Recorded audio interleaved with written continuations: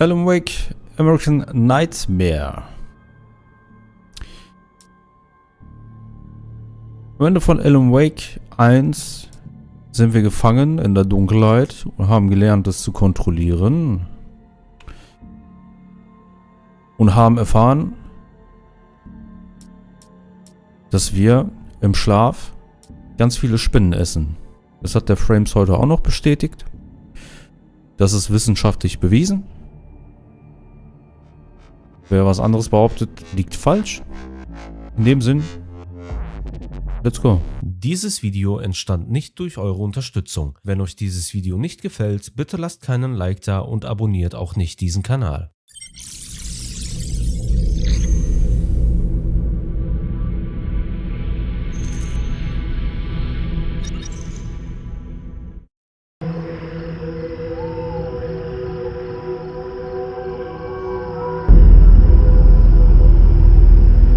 Oh, ist das laut.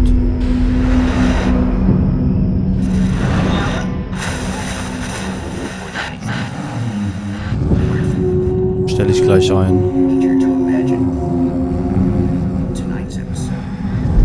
Wie der Barry.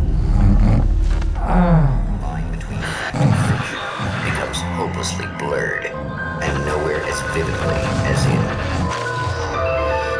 Night Springs.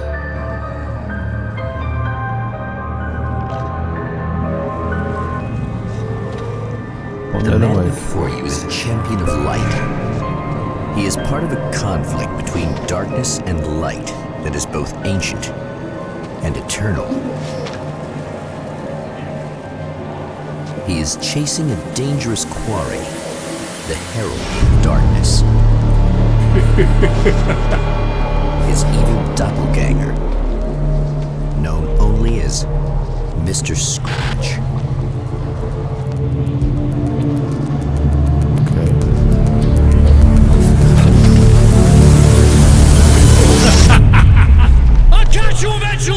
Maybe.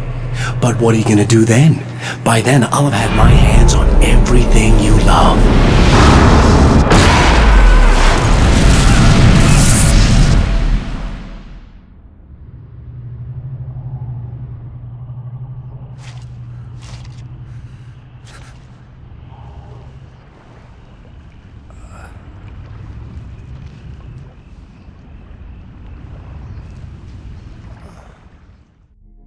Oh, es geht auch schon los. The man has been brutally spat out from the darkness that surrounds the shores of our reality. He has come to fight a decisive battle in Night Springs. Macht das Frames. Danke sehr. So, erstmal kurz wieder Audio. Filmlautstärke. Bisschen leiser. Das lasse ich mal. Dann gucken wir mal, wie sich das anhört. Musik ein bisschen zu leise.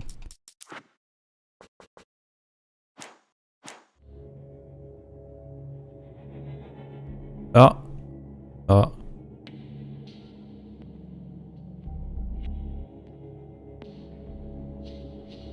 Also, Perry liegt im Motel. Die Night Springs Folge läuft, die Alan Wake geschrieben hat.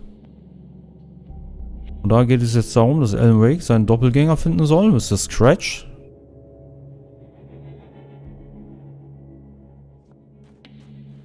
Ey, das irgendwie, das steuert sich mega komisch. Gerade. Steuert sich mega schwammig. Nicht wie remastered. Warum? Warum? Noch ein bisschen. Direkte Aiming, was ist das denn?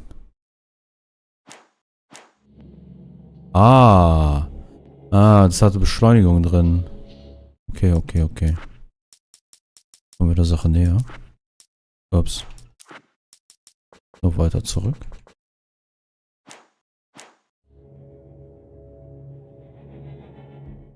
Ja, hab's gleich.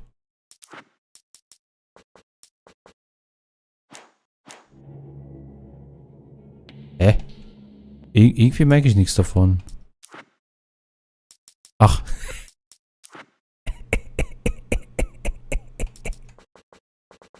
Jetzt. Hier müssen wir es machen.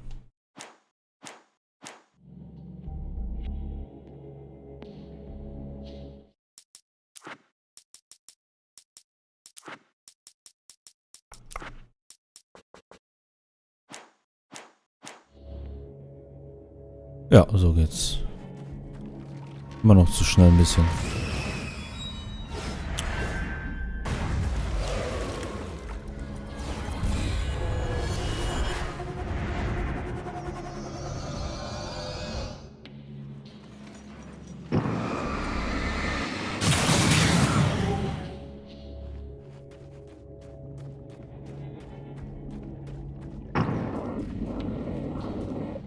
Oh, ein Ticken zu schnell. Sorry. Das muss sein. Geh mal auf 3.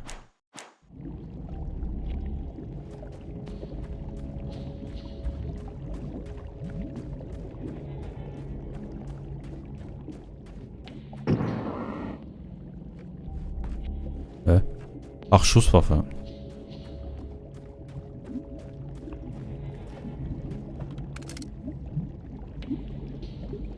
Immerhin kein Revolver diesmal.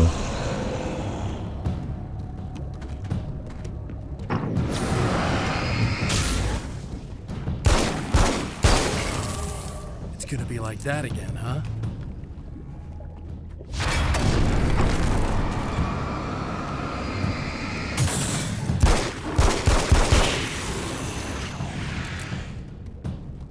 Das scheppert schon mal gut rein.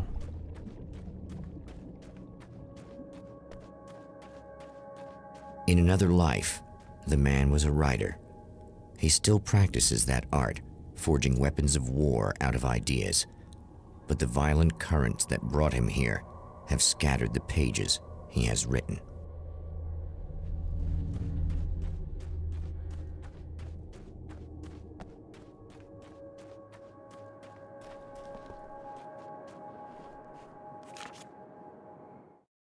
My name is Alan Wake, and I'm a writer. I didn't become one overnight. Like most writers, I struggled with it. A short story here, an article there. Then I got lucky and spent a year as a staff writer on the Night Springs TV show.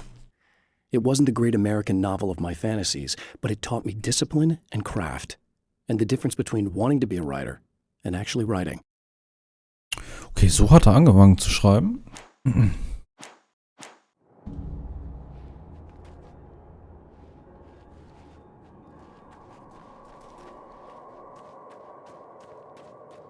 Mit Night Springs. Haben wir ja schon erfahren gehabt, aber der hat da wohl lange dran gearbeitet. The lights of the motel promise safety. The man senses that the solution to his predicament begins there.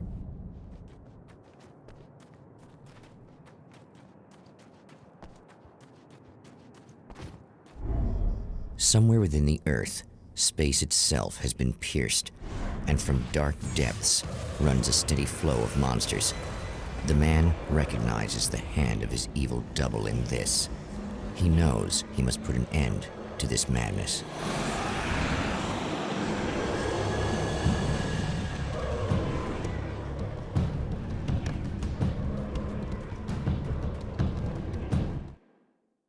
Manchmal ist es die schlauste Taktik wegzulaufen. Die hell beleuchteten Bereiche sind Rückzugspunkte zum Schutz vor Feinden.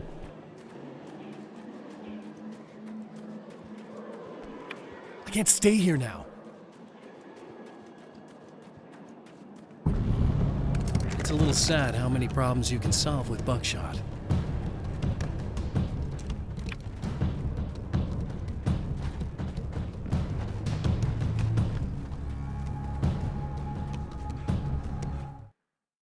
Der aus einem hellen Licht bestehende Rückzugspunkt, ja.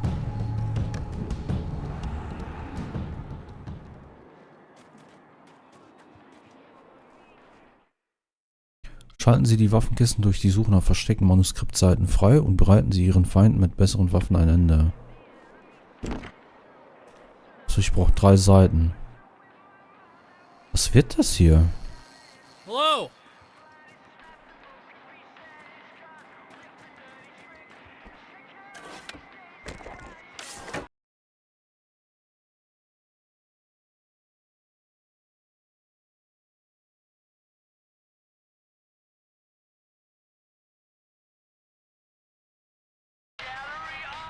There. You remember me, right? Emma? Emma Sloan? I think you might have something that belongs to me. Really? A typewritten page? Oh, yeah, that's weird. I did find a page like that. I don't even know where it came from. It was all this weird stuff about the oil derrick and a satellite. Yes, that's what I'm looking for. Oh, well, I don't know how you knew I had it, but I guess it's yours. Listen, what's this all about? There are these really creepy guys hanging around the oil derricks. There's something really weird about them. They're dangerous. I'm gonna deal with them. Try to stay out of their sight, okay? And stay in the light. They hate the light. At the oil derrick, the wheel had been jammed in place and turned until the oil gurgled and flowed thick and flammable. The warning lights were blinking in a fast rhythm, bright and steady, powered by the battery. The Kasabian CD was playing in the boombox, all distorted guitars and intense beat. High above, some piece of orbital junk or another collided with the satellite, knocking it radically off course. Trailing debris, it screamed down from the skies at an impossibly steep angle. All that high-tech engineering reduced to nothing more than a bullet that would destroy whatever it hit. Ey, ich hab's damals gespielt, aber ich habe absolut keine Erinnerung dazu. The champion of light guck mal, ich kann's recognizes the nochmal page he laden. got from the woman. It is a weapon of his own design, custom engineered to destroy the dark portal. If he recreates the conditions of the page, a great power will be unleashed. 3 Objekte finden, um die Geschichte zu verändern. Ja, auf der Minikarte werden die mir angezeigt.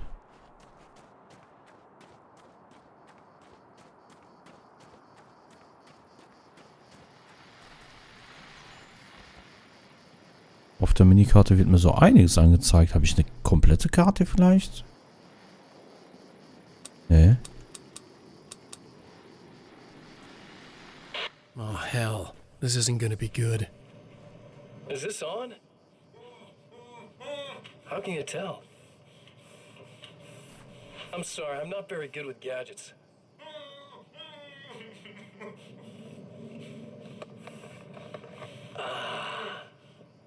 That's more like it.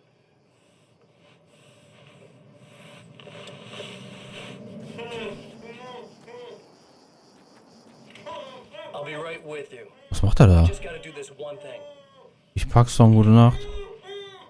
Wie geht's dir, Brudi? I like it quiet.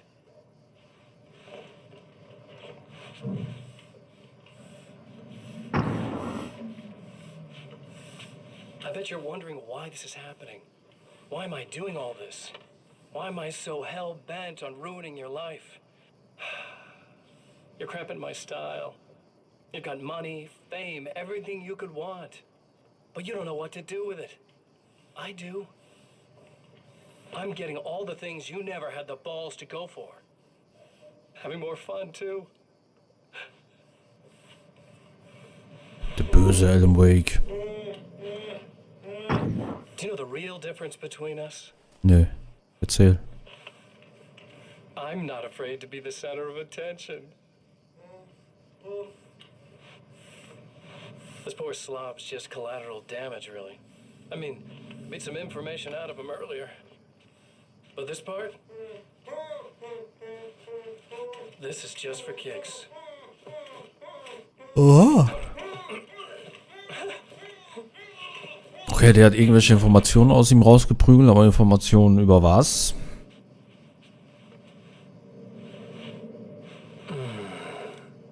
So quiet. Ich durfte letztens auch so eine Szene drehen, das hat mega Spaß gemacht.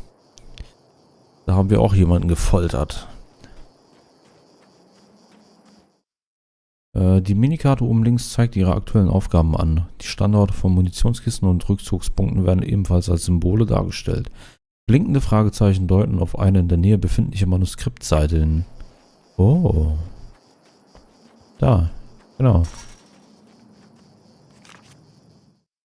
I know that when I arrive, the clarity of vision I have now may disappear. I've made my plans.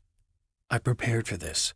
But I know the transition from the dark place will be hard on me. And not just physically. It may affect my mind, my memory. These pages should help me remember and focus. That's worked for me before. Even if that fails, I think I will be able to trust my instincts. I'm navigating my own story. I'm hoping I'll know where to go and what to do, even if the details elude me.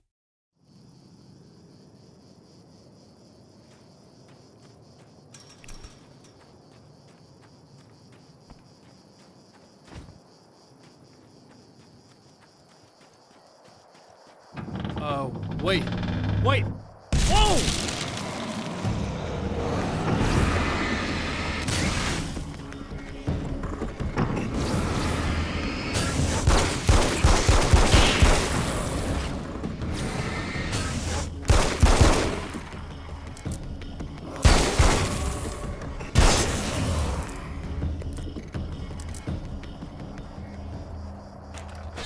That's one thing down.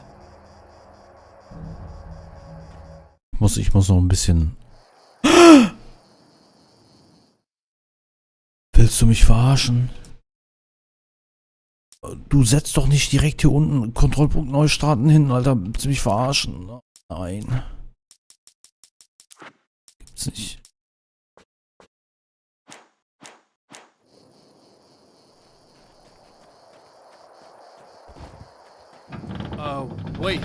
Wait. Whoa!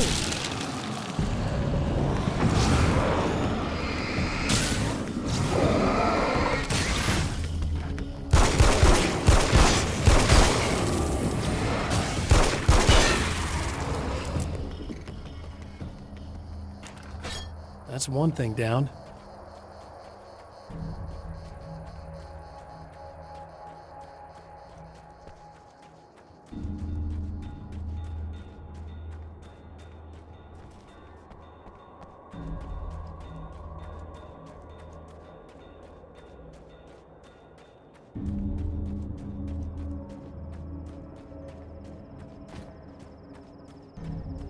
Ich frage mich, wie groß dieses Areal jetzt ist.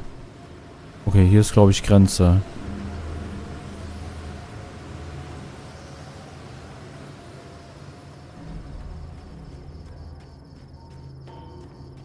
Ja, Fragezeichen.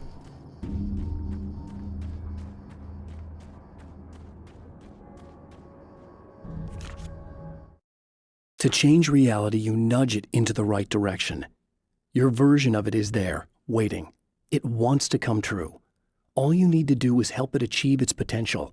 The devil is in the details. You change the details of the scene to match those on the page. If you get the details right, if you achieve that critical mass, the shift will come, and the rest of your new reality overrides the existing paradigm. The lie, no matter how outrageous, is now the truth. Noch ist alles so ein bisschen Bahnhof, ne?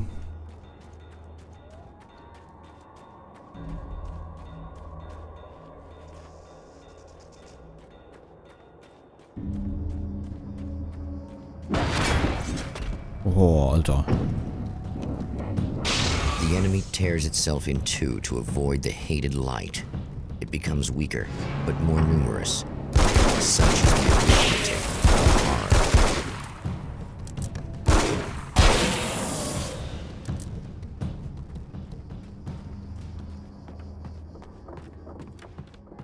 That was just messed up. Karabiner. Something tells me I'm really gonna need the extra firepower. That's two. Just one more to go.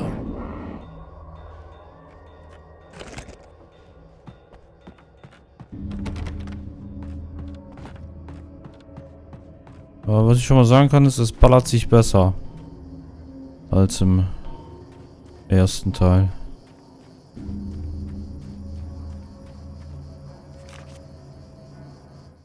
The reality we take for granted is softer, more adaptable than we think. Under correct conditions, you can reshape it, turn it into almost anything you want. When it happens, almost nobody notices. It's not that we forget, it's that after the change, there's nothing to remember. Only those who have been directly touched by the powers that can shift reality are aware of the changes. Many are driven mad by it. Others can cope. I'm one of those people. And I know how to wield that power to rewrite reality.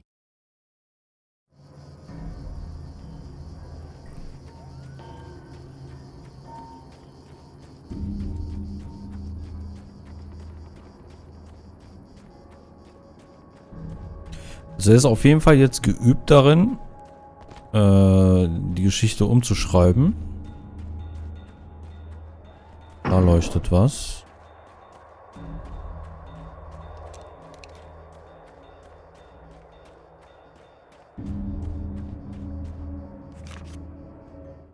Some of the Taken aren't protected by the darkness like their comrades.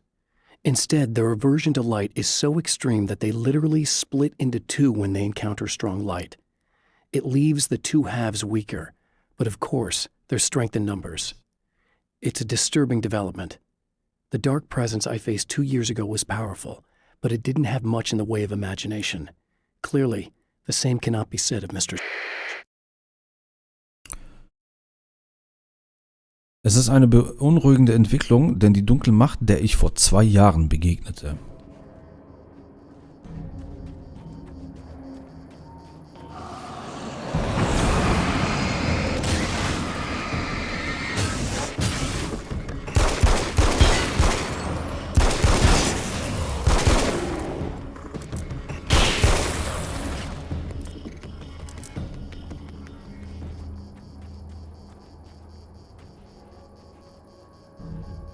That's everything. The man has found the battery, but it is empty. It will need to be recharged.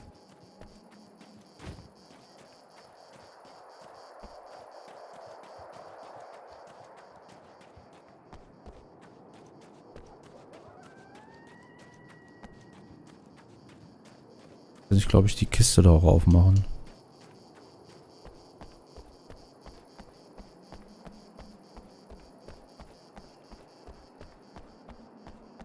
Such mal weiter nach Manuskriptseiten.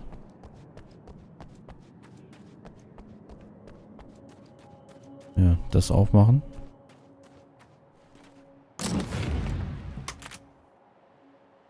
I guess it's about time I went full auto. Boah, ich weiß nicht, ob Maschinenpistole besser ist.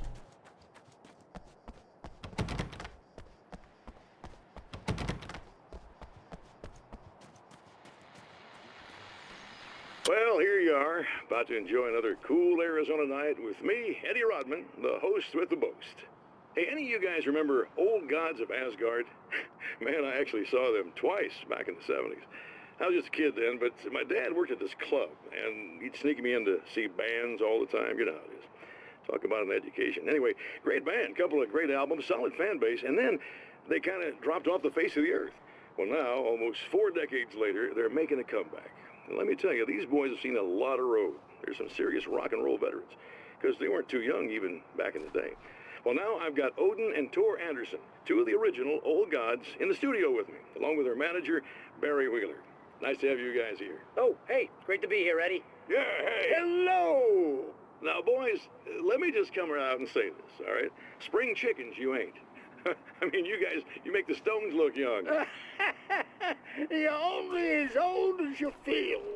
Who you calling old? Now, your last album was 1978, In the Valley of My Shadow. And then you stopped playing altogether after that. Why? And what made you do a comeback after all this time? Well, it was a sad thing. See, the original bass player for Old Gods, Fat Bob Balder, passed away in... Leukemia! Bob had leukemia, poor bastard. Yeah, after that, we didn't feel like playing no more. Long story short, I ran into these guys up in Washington, and it was obvious to me that they still got it. So I figured, hey, let's make some music, right? And they went for it. Now, Barry, you were a literary agent before this, right? Uh-huh. Yeah, and you were very successful. You represented Alan Wake, I believe, who disappeared under mysterious... Yeah, that's... Hey, I just want to talk about Old Gods tonight. Is that cool? Can we do that? Oh, yeah, sure. Listen, why don't we take a little break, and then later on in the program, we'll hear the new Old Gods single. Stay tuned, folks. Well, at least Barry landed on his feet. Ja, der Barry ist jetzt Agent von den 2 alten Knackis geworden da.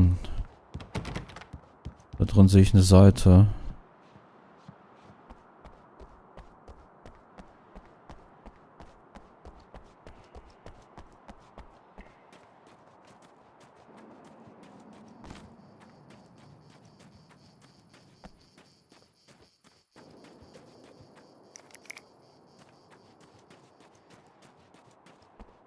Komm da aber auch nicht rein.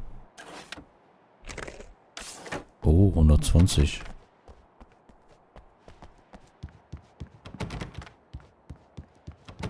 Ne, geht nicht. Auch mal ein bisschen weiter.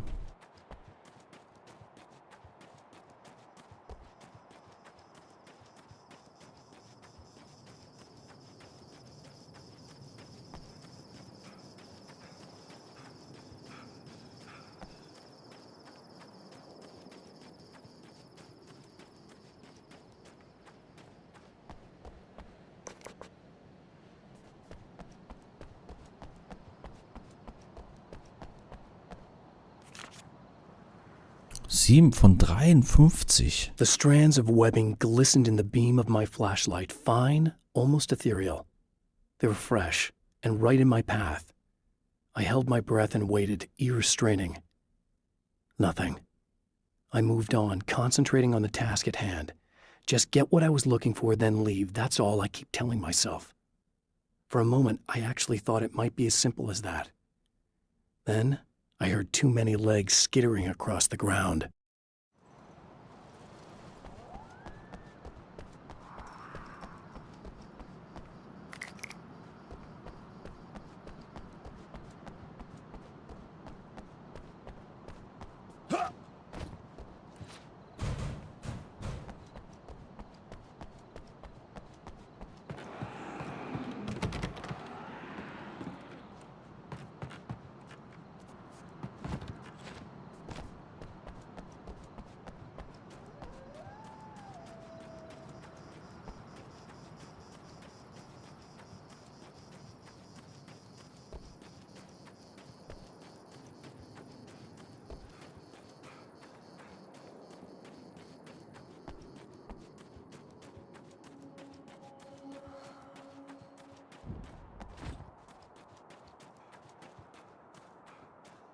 Also Munition scheint immer wieder zu spawnen. I need this battery charged. No problem. Here you go. Thanks. Zum Ölfeld gehen, um die Geschichte zu verändern. Listen, I don't know what's gonna happen exactly when I do this. My memory's a little hazy. I don't even know what that means. All I'm saying is you don't want to come anywhere near the oil field, all right? This thing could get out of hand. In the middle of highly flammable materials. Great. I'll do my best to contain it. Just please don't turn out to be some kind of crazy terrorist guy, okay? Okay, I'm gonna go now. Wish me luck. Wait a sec, I want to ask you about something first. What did you mean with that my memory's a little hazy thing? I had a pretty rough time coming here. It was like being caught in a tsunami.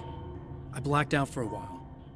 It's hard to explain. There's a barrier of sorts that I had to break through. I was lucky to make it here with my wits as intact as they are. So you might have brain damage, you're about to do great things with a magic piece of paper, and you came here from another dimension? No, I'm from New York. I was just visiting another dimension. Oh, yeah, okay. My bad.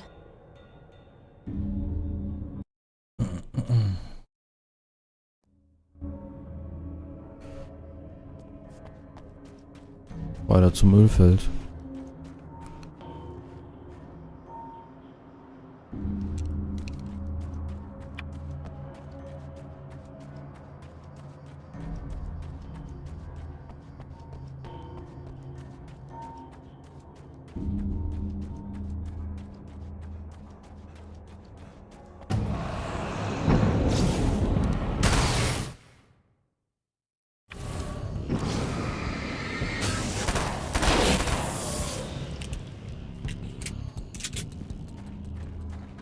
Ne, Revolver will ich nicht.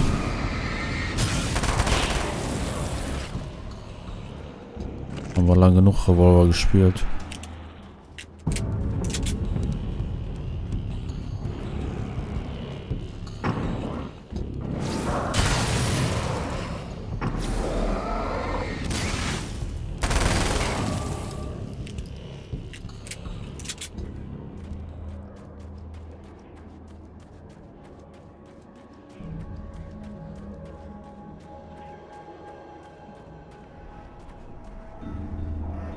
Das hole ich mir auch noch. Ach, scheiße, kommt komplett runter.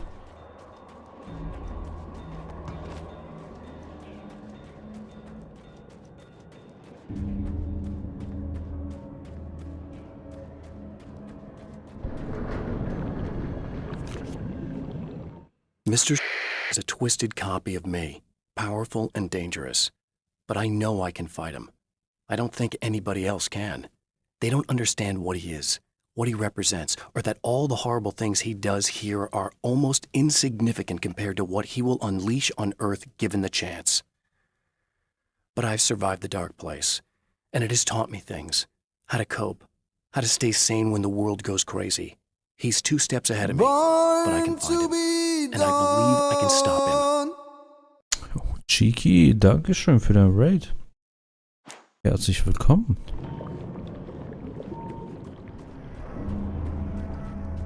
Zu einer kleinen Gruselstunde. Was heißt Stunde? Stunden. Mit Alan Wake Nightmare. American Nightmare. Wie geht's, Cheeky? Was hast du getrieben?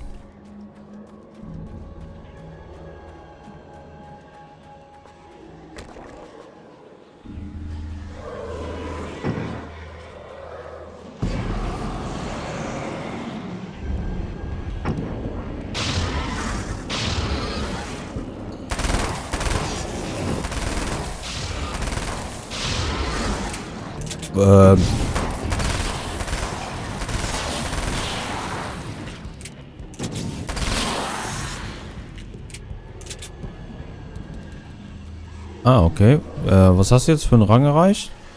Ich habe vorhin auch gegrindet, war mega schwitzig.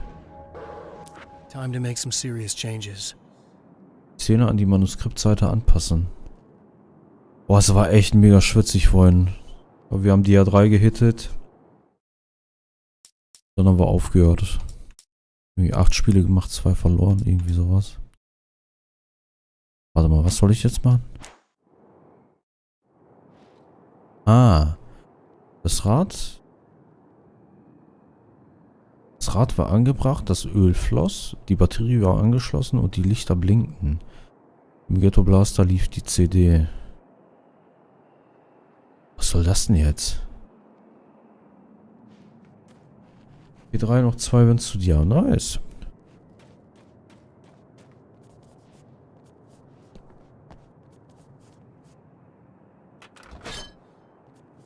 Ölflussstein.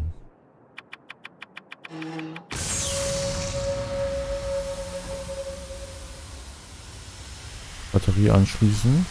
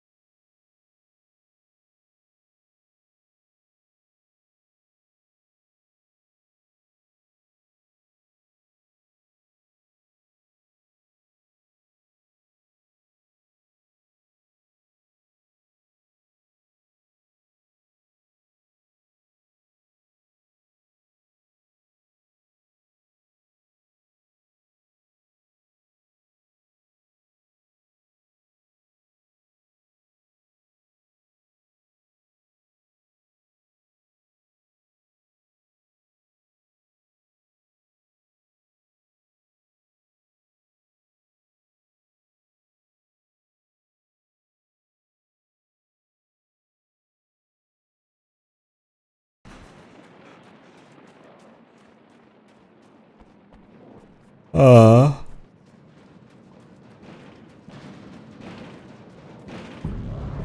Oh, Emma, Emma.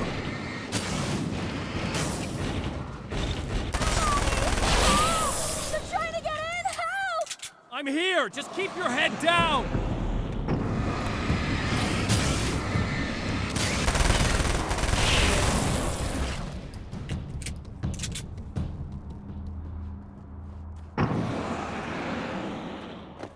I think I hear more of them.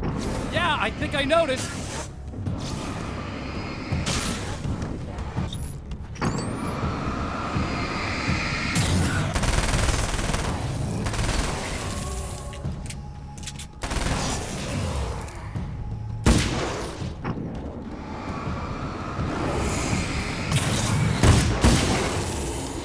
past them. We're good.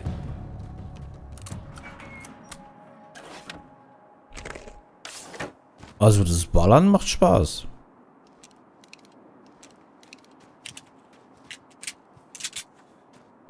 What the hell was that? Easy. I got him. You're safe.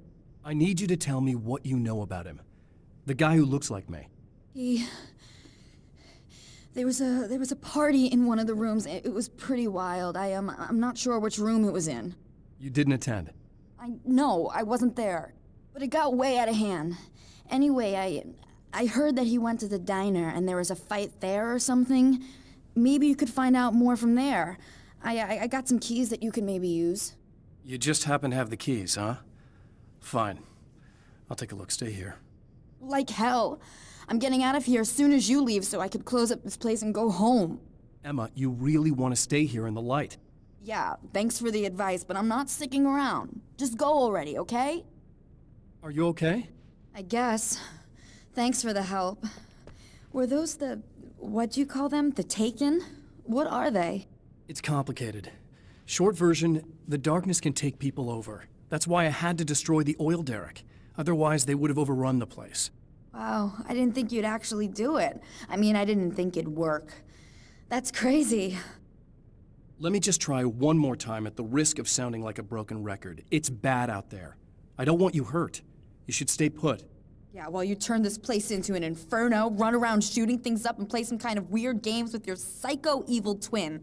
Don't get me wrong, you're nice for a weirdo. I'm impressed as hell by all of this, but enough is enough. I seriously just want to get out of here, okay?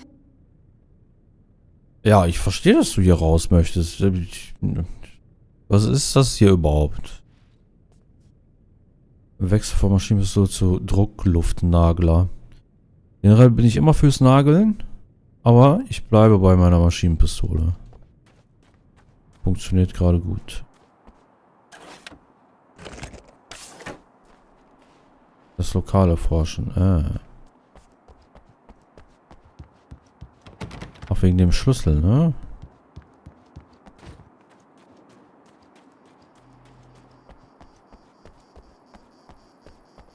Oh.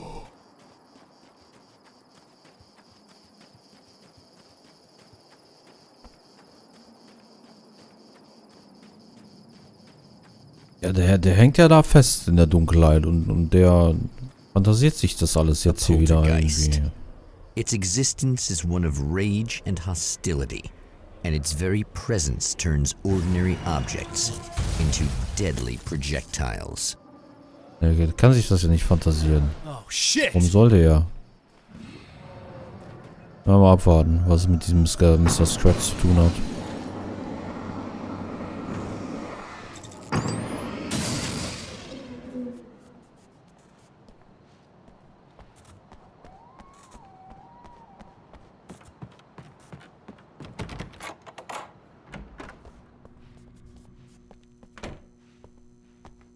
The scene. Traces of violence. A callous midnight snack. A room key left carelessly behind. The man recognizes the enemy's handiwork. I think these are keys for the motel rooms. Ja, nehme ich gleich.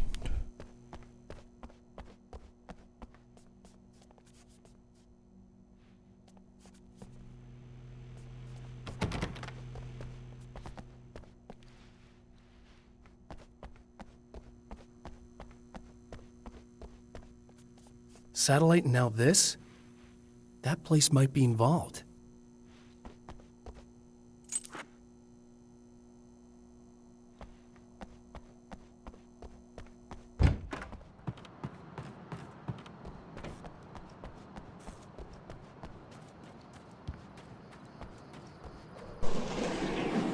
Emma Sloan was a believer in a great many things, most of which were entirely fallacious. Oh, ich glaube, die überlebt das nicht. Emma Sloan, an innocent victim of his dark half. More collateral damage in the ongoing war. Damned by forces beyond her control, as much as by her own actions.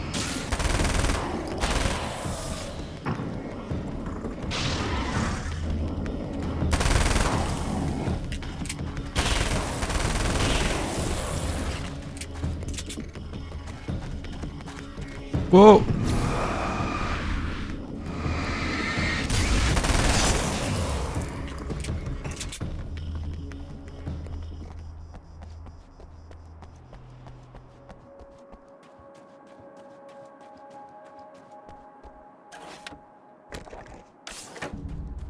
Damn it! Why didn't you listen? Ja, echt jetzt.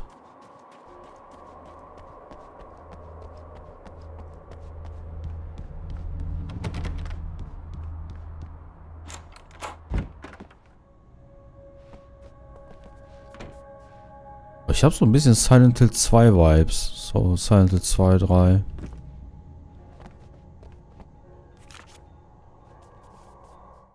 My own face peered back at me from the TV screen. For a moment, I struggled with the sensation of déjà vu. How many times have I seen myself like this now? And then there was that easy grin that never seemed quite as quick or natural on my own lips. The dark, malicious twinkle in the eyes. And I knew who I was looking at.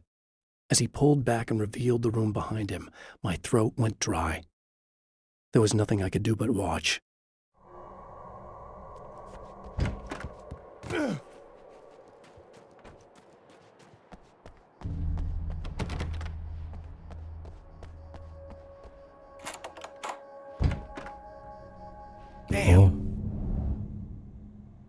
Michael Farabee, dead, tortured, dressed in clothes that bore the name of a local observatory.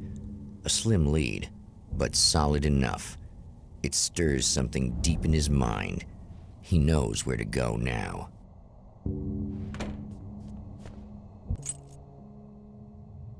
Was passiert jetzt? Ich wollte nur noch das andere Zimmer untersuchen. Hot on the heels of the Herald of Darkness, the champion of light forges on to see the stars. Oh.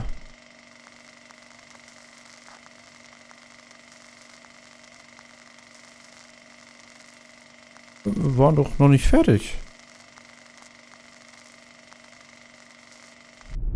An observatory, a place for a man to witness the magnificence of the universe. But such insights are not what the champion of light is looking for. He has come to find a weapon.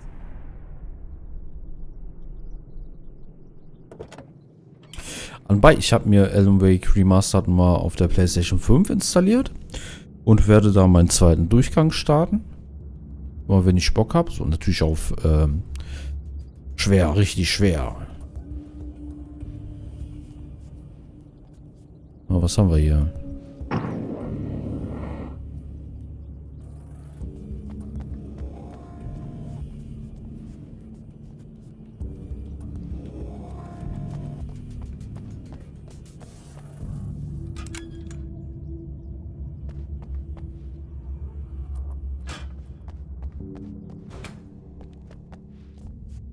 Welcome back, listeners.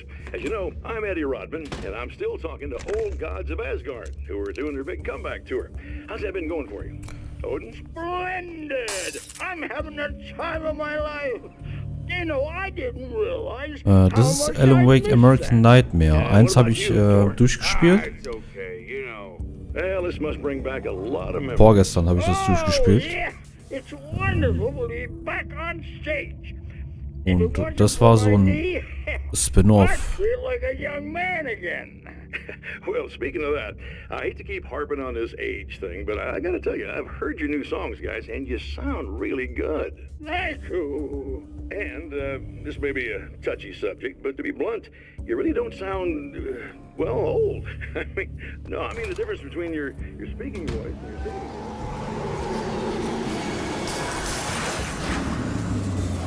What?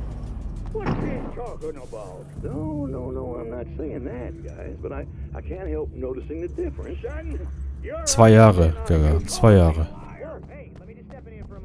Stand doch vorhin da.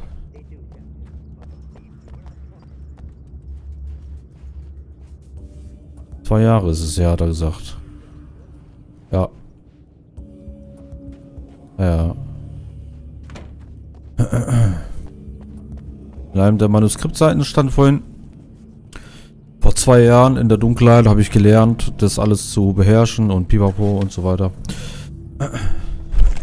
Ich versuch mal so die wichtigsten Sachen wiederzugeben.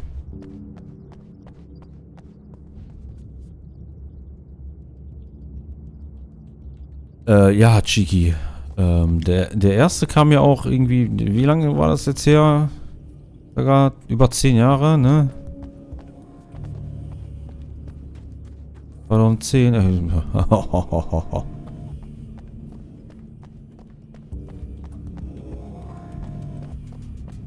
Aber ich meine, auch das sieht jetzt nicht schlecht aus.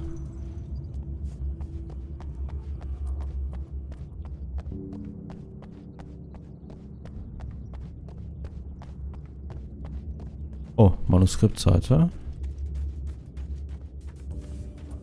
Ja.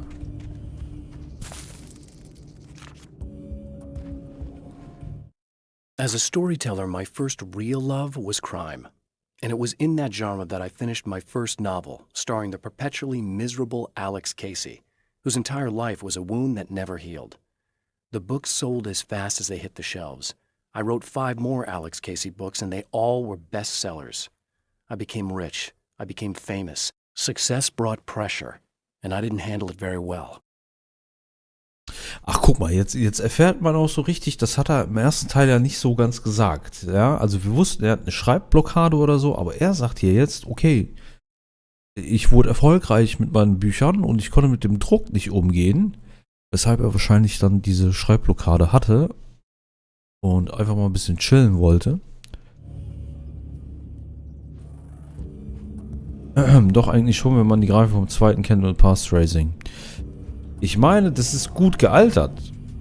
Von der Grafik her. Es gibt ja auch wiederum Spiele, wo du denkst, oh, Alter, das kann ich mir jetzt nicht mehr geben. Aber bei Alan Wake jetzt, also bei dem Teil hier, das ist nicht so verkehrt. Ja, obwohl, ich finde ja auch Gothic mega geil. Komm ich hier rein?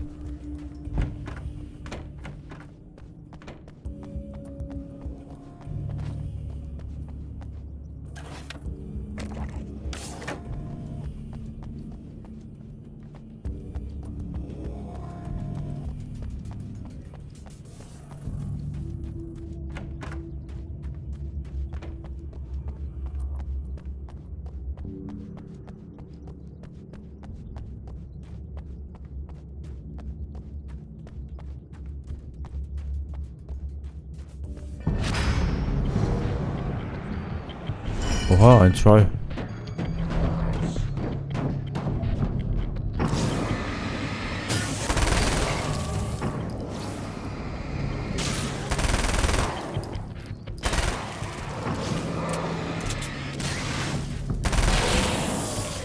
Was sind das denn für Bilder, Try? Vermarktest du dann OnlyFriends hier?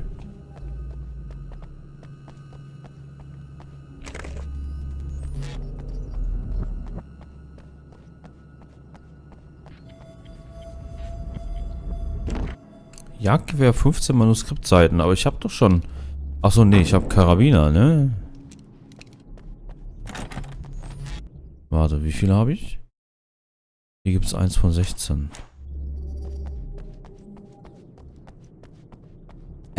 Es kann doch nicht sein, dass er jetzt von mir 15 Stück möchte. Oder will er die Gesamtzahl? Also rechnet er das von vorhin auch mit. Da habe ich 9 von 21 gefunden. Tschüss. Ja, ich würde die ganzen Dinge auch schon hören wollen. Ja, auch so ein Spiel, was ich auch wahrscheinlich nochmal machen muss.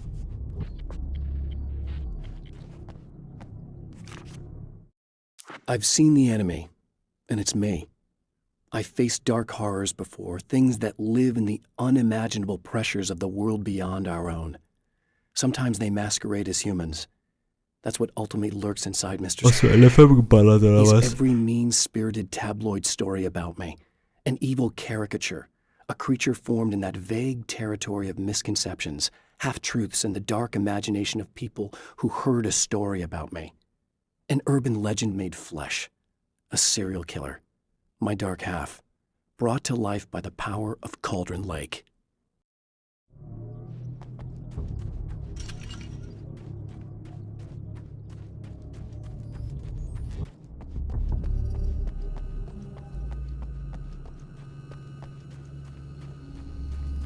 Stimmt, habe ich mir immer noch nicht angeschaut.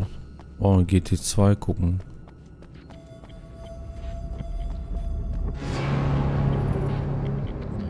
Oh.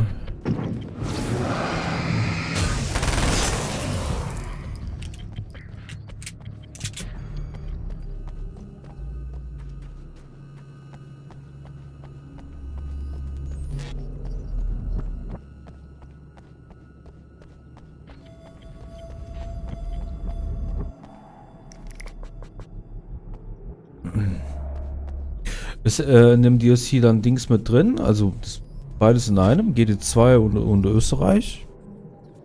Oder sind die getrennt voneinander? Die sind mit drin? Okay.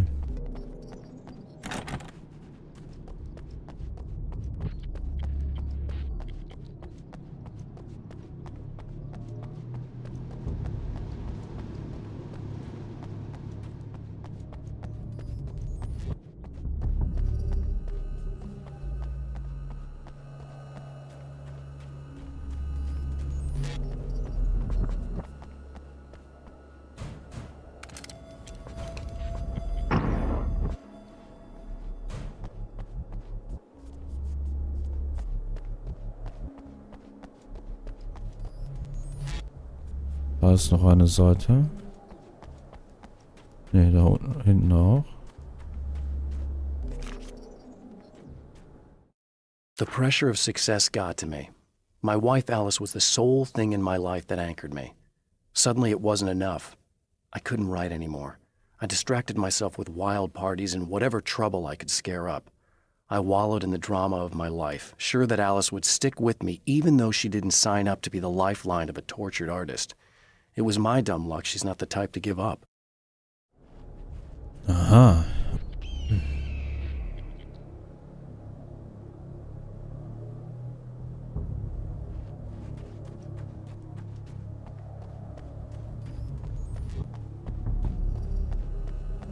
Ich muss sagen, das ist auch so das Einzige, was ich vermisse, weil ACC also bisher einfach auch das beste FFB hatte. Forza Motorsport geht auch, kommt aber nicht ran an ACC. Und über F1 brauchen wir gar nicht reden. The spiders aren't really the work of the enemy. They're a side effect. A part of the Dark Place's less significant fauna that has managed to slip through the opening I made when I arrived. Less an animal than an idea that has assumed the form of an animal. Makes them no less dangerous, but at least they're a little easier to deal with. The darkness doesn't protect them like the Taken, and thus they can be destroyed by either light or bullets right away. Die Texte, ne? Die Texte geben einen besseren Eindruck von Alan Wake. Solche Texte hätte ich mir im Hauptspiel gewünscht. Zum Beispiel, hier hast du jetzt auch vorhin erfahren, okay, ich kam halt mit dem Druck nicht klar und mein Anker war meine Frau. Und ich habe mich trotzdem so in Partys geschmissen, hab gesoffen und pipapo, so ein Kram. Und gehofft, dass sie nicht abhaut. Oder, ne? Das sind sehr wichtige Sachen so. Sowas hätte ich mir halt auch im Main Game gewünscht.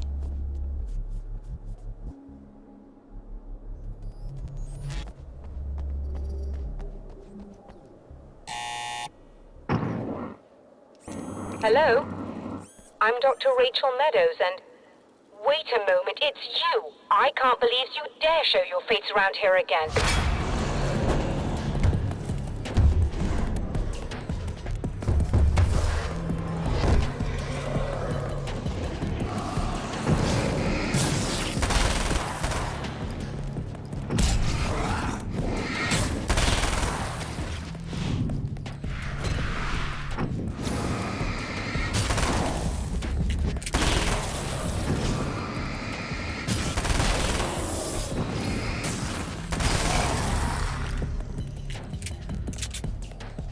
Go away. It wasn't me. I just look like him. Are you serious? That's what you're going with? Please. I'm trying to stop him. You saw those shadow things trying to kill me, right? I bet he got along with them just fine. Yes. Yes, he did. All right. Come on in. Thank you. Gehe ich noch auf die andere Seite? Hey, Silent, moin. Guck mal, vielleicht finde ich da noch was.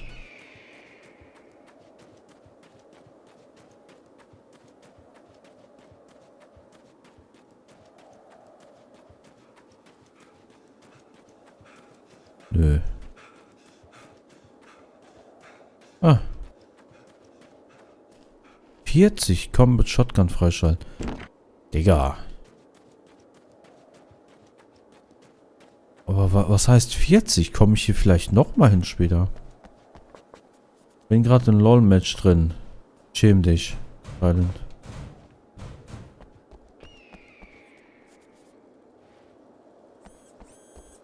Jo, ich bin noch hier ein bisschen.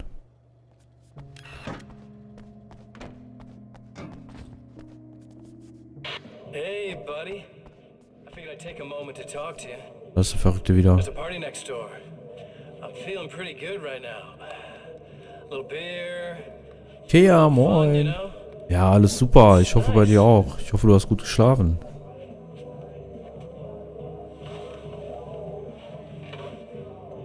Listen, this whole thing between us, it's a little weird for me too, you know?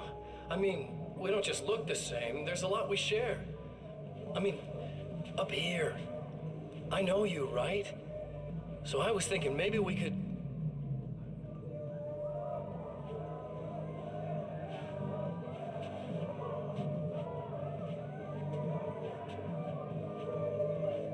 Das, was mir jetzt gerade nur fehlt, ist, ich würde gerne wissen, warum, weshalb, wieso. These guys are getting out of control. Look, I feel like we're both victims of circumstance here. And maybe we could make some kind of effort to...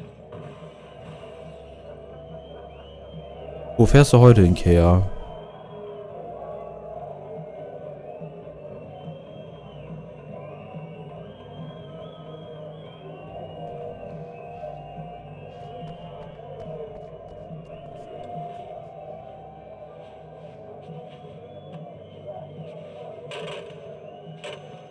Kalifornien. Schön.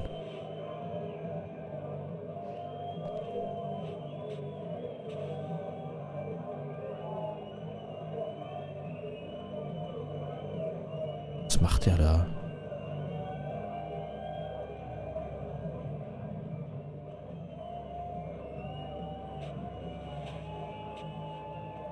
Never mind. Ach, da wird auch Rework kommen. Finde ich gut, dass die da dranbleiben. Und auch immer reworken. I didn't expect to see anyone here tonight, but I'm relieved to see an actual person.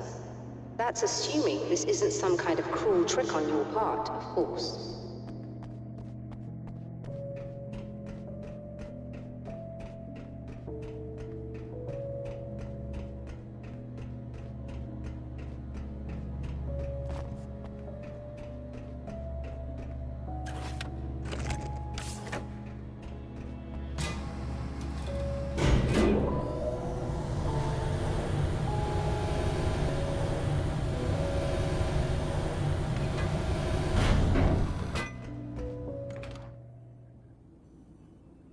Doctor, the man who looked like me, what did he want here? There's a strange astronomical event happening right now. Something I can't begin to classify, but I think it's disabled our satellite. There's a very peculiar signal that we're receiving. A signal? That's what I'm here for. Well, so was he. But he didn't seem to understand it at all. He got very angry, sabotaged our imaging array, and now we're blind. I believe the event is still going on, but we can't pick it up. Is there something we can do? What he broke is essentially just a special camera, but we can't use the telescope without it. There's a replacement in my car. If you can get that to me, we're back in business. Consider it done. Also irgendetwas ist passiert da oben. Mr. Scratch ist deshalb hier. Erzählen Sie mir mehr von dem Signal. Tell me more about the signal. It's almost as if something's being transmitted to Night Springs. It's the strangest thing. It's quite elusive, almost as if it wasn't properly there. I don't know how to describe it. So, what was the signal like? I wish I knew. He appeared before I had a good fix on it. He was very pleasant when I was working, but when I isolated the signal, he suddenly forced me out of the control booth. He said it was none of my business. He seemed to change. Somehow he was very smooth and charming before that, but suddenly he became... I'm sorry. I'm not sure I want to talk about it. Ja, rede ruhig. Sind Sie zur Arbeit immer so angezogen? Sie will es halt nicht sagen, aber sie hat vorher mit meinem Double, mit meinem Doppelgänger, mit dem Bösen, hat sie vorher, ne, mit den... Ai. I have to ask, do you always wear that to work? I was at a party for a local art exhibition. Fascinating works. When I was called away by my assistant. Michael was the first to spot this event. I don't know where he is now, actually. He was supposed to bring us some food, but he never showed up. Tell me about the event. Oh, it's quite fascinating. It looks as if stars were changing, somehow. Or shifting positions. It isn't really happening, of course. Most likely it's caused by some kind of atmospheric refraction phenomenon. But I've never seen anything like it. Aha. Also die Sterne verändern sich. Did he hurt you? No. He didn't quite threaten me exactly, but those shadowy things started to crawl into view, and whatever the signal was, he seemed to be extremely frustrated by it. He just started breaking things and left. I thought it best not to interfere. You were lucky. He's done much worse. Yes. He showed me a knife, and he kept talking. He enjoyed the sound of his own voice. A proper maniac. You really aren't anything like him, are you? Believe me, I try very hard not to be. Okay. Das Bildverarbeitungssystem holen. Natürlich.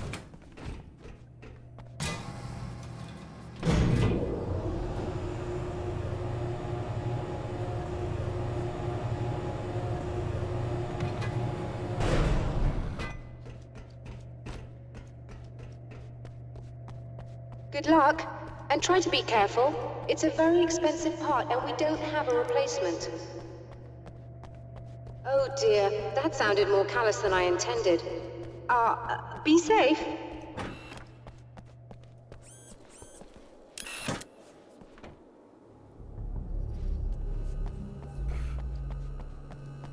Steht in die Auto jetzt. Bestimmt am Arsch der Welt.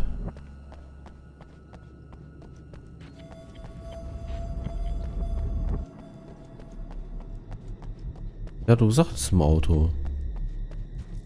In dem Auto? This must be your car.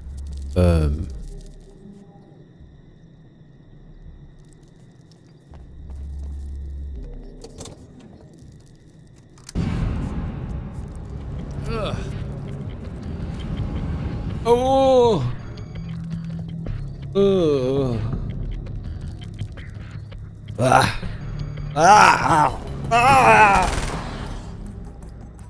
Boah, es juckt und krabbelt die ganze Zeit. Bitte nicht.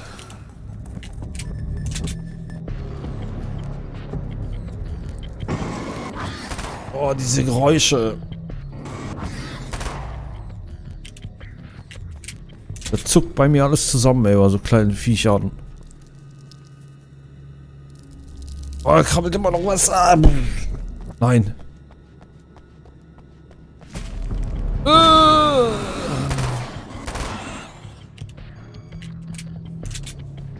Ich glaube, die muss ich gar nicht mal fighten.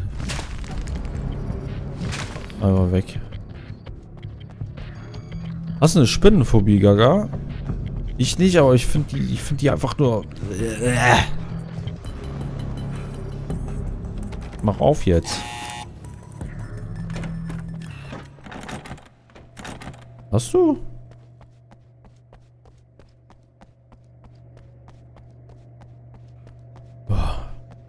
Found it! Excellent. I'll operate the platform directly below the telescope so you can install. Wer hat dich in den Sack gebissen? Don't worry, it's very easy. Hop on. Ach, soll ich da runter? Mir hat doch eine Spinne da unten rein. Gibt's. Was?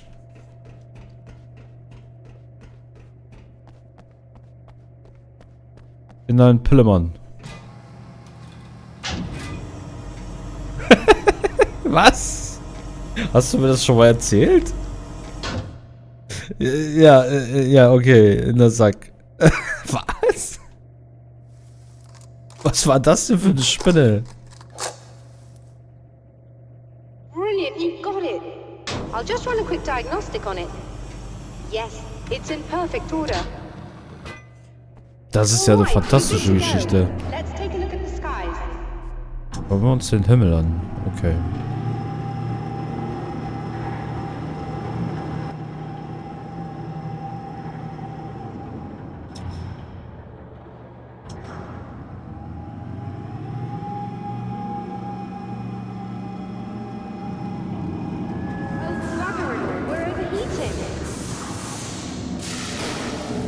Shut this down. There's a problem with the automated coolant system. Somebody just interrupted the flow. So now what? Well, you could go and open the secondary coolant flow valves manually. I know it's dangerous there, but, well... I got it! Please come talk to me if you have questions. Spider-Dick. Die Kühlmittelventile öffnen. Soll ich jetzt wieder raus?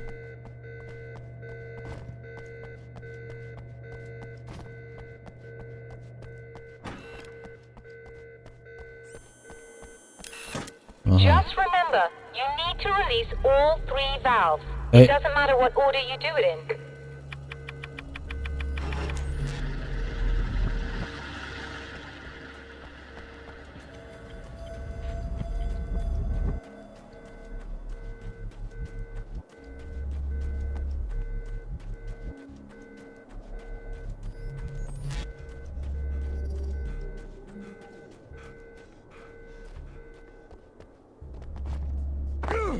Ich finde so kleine Viecher einfach so mega ekelhaft, ohne Scheiß. Wenn ich zu Hause so kleine Viecher sehe, ne, dann rufe ich auch sofort meine Frau. Sag ich, Schatz, kümmere dich mal bitte drum. Und die Sache ist einfach, ich möchte die auch nicht töten, weißt du? Und meine Frau ist da knallhart so. Die sorgt dafür, dass die ohne Schaden aus unserer Wohnung verschwinden.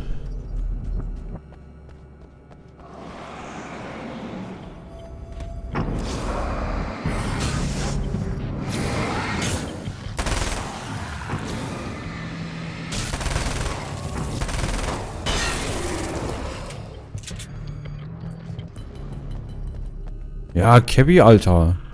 Meine Frau macht das dann so mit einem Glas, mit so einem Blatt und dann steckt die in ein Glas rein und dann packt die raus. Macht sie auch toll. Das kann sie auch weiterhin so machen.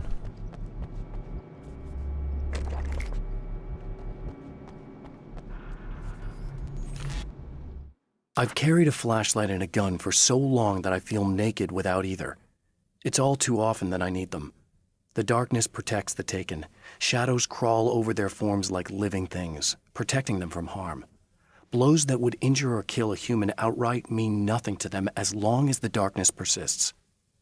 But light makes them vulnerable. Light burns the shadows away. The darkness that drives them is still in them, but now they're vulnerable.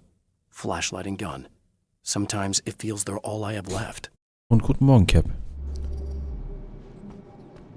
Oder bist du noch wach? Glaube ich eher nicht.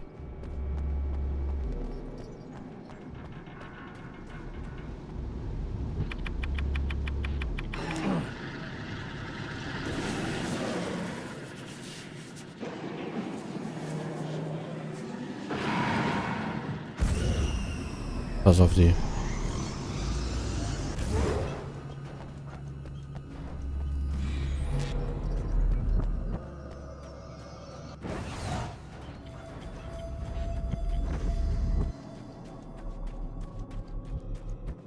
Boah, ich weiß noch, wir hatten hier mal eine Marienkäferplage. Das war schlimm. Die waren einfach überall. Du konntest keine Fenster aufmachen.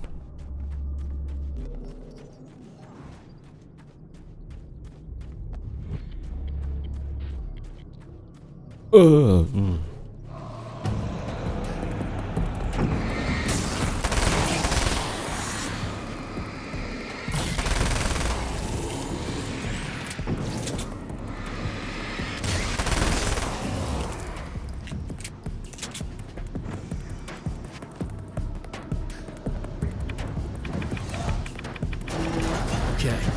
that should do it.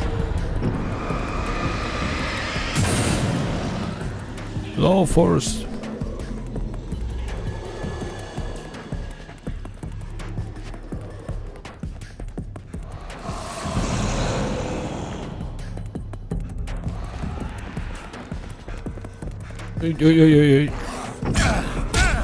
Oh, Alter.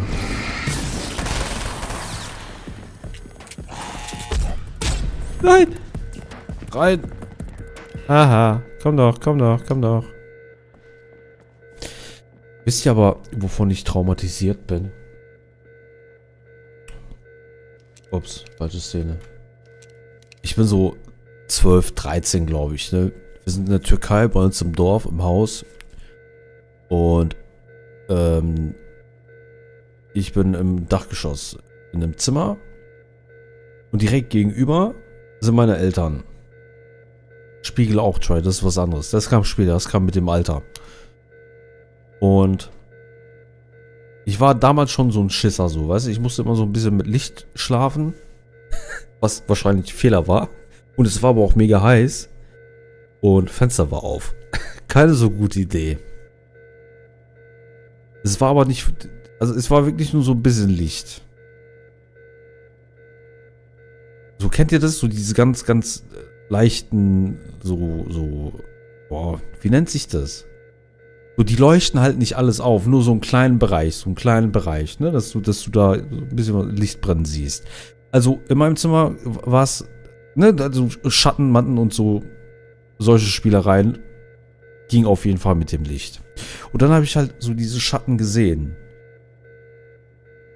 Und ich dachte mir, okay, was ist das? Du denkst natürlich, okay, da ist irgendwas reingeflogen, irgendwas Kleines oder pipapo. Es war einfach eine fucking Fledermaus. Ist in mein Zimmer geflogen. Und jetzt wird's noch besser. Ich spurte also raus ins Zimmer von meinen Eltern, lass meine Tür auf, lass deren Tür auf. Und dann sage ich, Anne, da ist eine Fledermaus in meinem Zimmer. Und die so, das ist bestimmt nur ein Schmetterling. Und zack, kam Fledermaus in deren Zimmer rein und ich hau wieder ab, mach die Tür hinter mir zu. Mein Vater hat sich da um die Fledermaus gekümmert.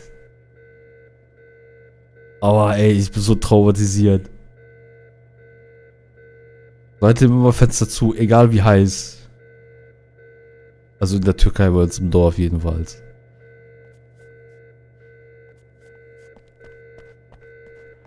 Weiter im Text hoch.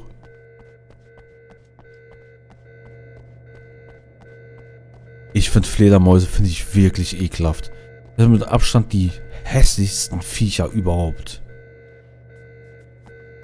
I released all the valves, Doctor. Is it working?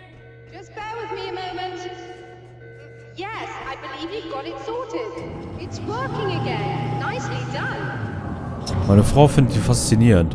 Wenn wir hier immer in Gelsenkirchen Zoom gehen, dann gibt es auch extra so einen Bereich, wo die einfach so rumhängen. So, die machen nichts anderes, die hängen da einfach so doof rum. Also über dir. Du kannst da halt so spazieren und die ganzen Viecher hängen da irgendwo rum. Boah.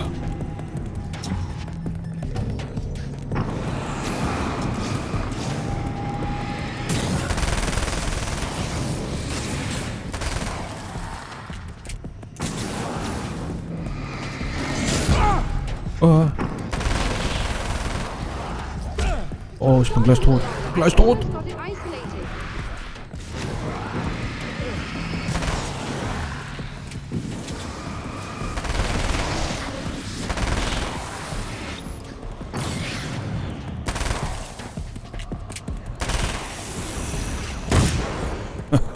Gaga schiebt direkt Para.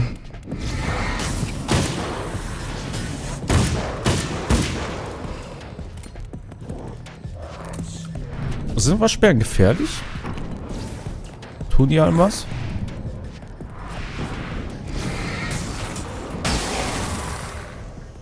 Erzähl mir von deiner Erfahrung, Try. Was ist dann passiert? Können Tollwut haben.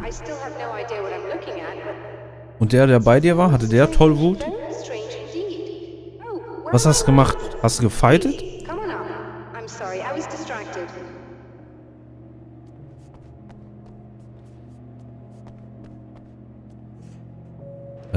Wie komme ich an Muni? Egal, gleich.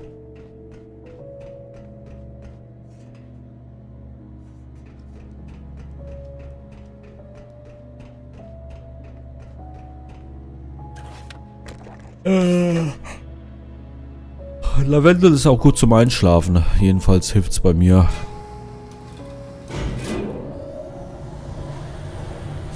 Die rennen schreien auf einen, bis die den Karate-Kick bekommen haben und dann weg.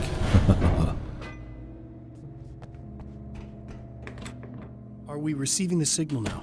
Oh yes, it's coming in loud and clear. It's amazing. I'm not sure what it is yet, let alone where it's coming from, but it's interacting with our system somehow. Like it was intended for us. But I don't understand how that could be. Maybe that's just how the story goes. What? Never mind. Is there a way I can hear it? Or however this is supposed to work? I think the signal is incomplete somehow. But you should be getting a printout of it now. Was wird das hier? Bekommen wir jetzt das Wow-Signal? What do you mean it's incomplete? It's almost as if we're only getting a fragment of it. I need the whole thing. This is important. I'm sure it is, but this is all we're getting. Did the man who looks like me get the whole thing? He locked me out of the booth, so I have no way of knowing. But I can tell you that he didn't really seem to understand it. Kennt ihr das Wow-Signal? Try, du kennst es bestimmt, ne? So, what's in the sky? It doesn't make any sense. The stars are just... they're wrong. I thought I'd be able to see something, but it's like I'm looking at a sky that's just... it's not the right sky. But that's impossible. I consider myself a rational man, Doctor. But this isn't a thing you can measure or explain. I've seen impossible things that have taught me just to roll with some punches. It's either that or go insane. I find it disturbing that you sound like you're speaking from ample experience. Nee, da wäre ich komplett rausgegangen. Mach ich nicht.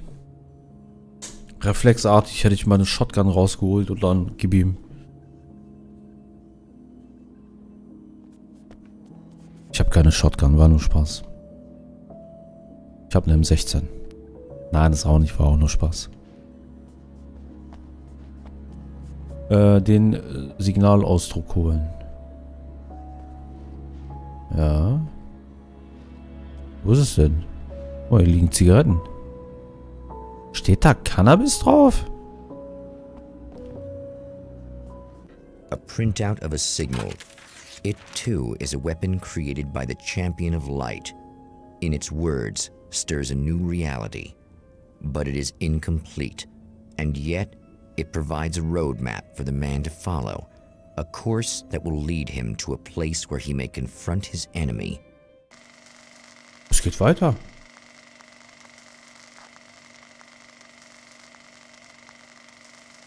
Sieh dir meinen Arsch an, und zwar jetzt. Nein. Das Autokino von Night Springs. The drive-in. Once the site of lurid celluloid fantasies, it's now the site of an art exhibition. And yet, it's the search for closure rather than culture that brings the champion of light here. Oh, Autokino untersuchen. They made a sequel to Samurai vs. Conquistador. Is nothing sacred?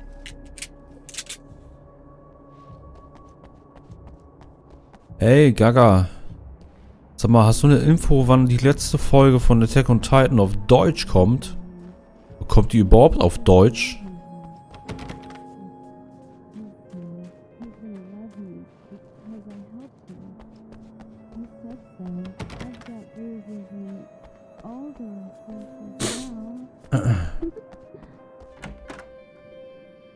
Oh, it's you. That's fantastic. Are you okay? Go away. Wer bist du denn? No, I want you. But you'll get angry if you're here. So, you gotta go. You know I'll do what you want. Okay. I love you so much. Did you know that love hurts? Are you gonna hurt me now? 'Cause you should. Lady, you got darkness on the brain. I think I can help you if I can get the lights on in here. You can't turn the power back on. It's not allowed. You said. So, where shouldn't I go so Oh I don't ja, turn the das power back verstehe ich on und das accidentally? sexy. Gib zu, dass du es gern The angrapschen big building würdest. on the other side of the drive-in, but it's locked. Where's the key? Just so that I know to avoid it. It's on the wall next to the cash register. But you can't. You can't. Don't be bad. Warum schaut sie mich Hey, nicht an? no problem. I'm just gonna go do some other stuff. Scout's honor. Ah. Just try to stay calm. I've seen this kind of thing before. I think you're gonna be okay. Why is it so hard to think? You've been touched by darkness. I'm hoping it's not permanent.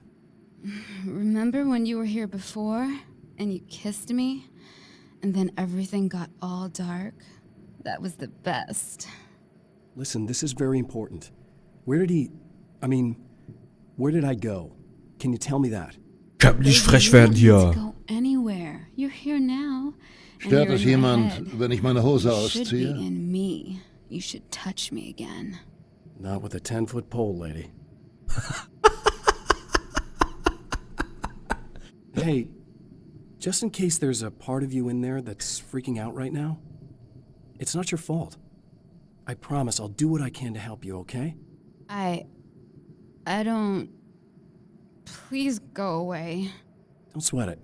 I'm just saying that in case you really need to hear it, I've been there. I think there are spiders in my eyes. I think you put them in me. Ich habe den Eindruck, mir Ja, laufen I'm just gonna Spinnen, go was? Unter die Arme, unter den Armen.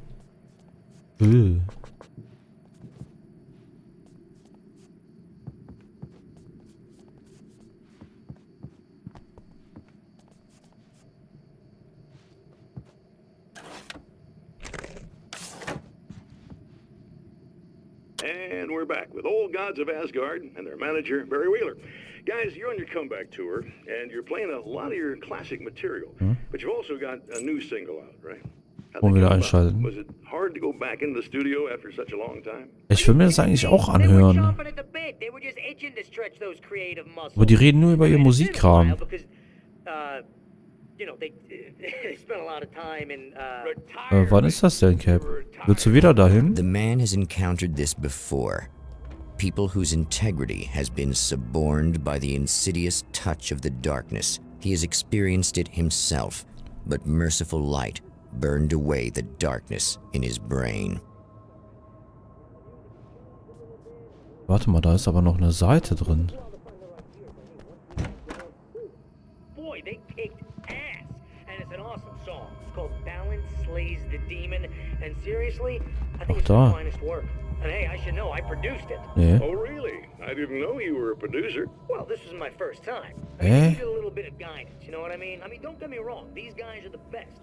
But it's the 21st century, man. Things just sound a little different these Sehe days. nichts. Vielleicht Later dahinter? on, I kind of stepped in there, helped to make it sound all cool. 29, 30, 6.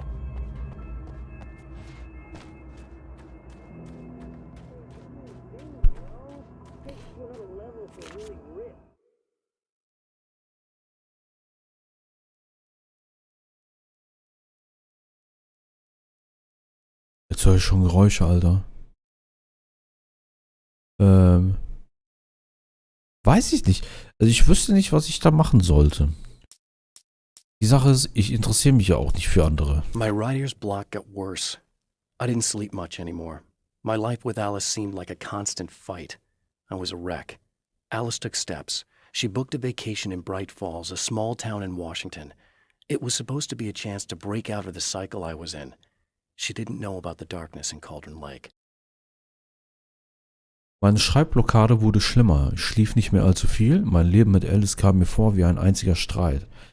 Ich war ein Schatten meiner selbst. Alice übernahm die Initiative. Sie buchte einen Urlaub in Bright Falls, einem kleinen Ort in Washington. Es sollte mir die Möglichkeit geben, aus meinem Teufelskreis auszubrechen. Sie wusste nichts von der Dunkelheit im Cauldron Lake. Connection knüpfen, Fame werden, nicht meine Ambition. Connection knüpfen sowieso nicht. Der Zug ist abgefahren. Habe ich keine Zeit, keine Kraft, keinen Bock, ich hasse Menschen.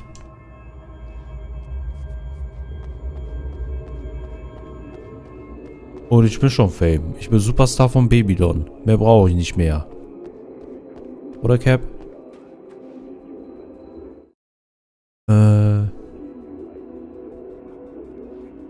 Weiter. Oh, Alter. Junge!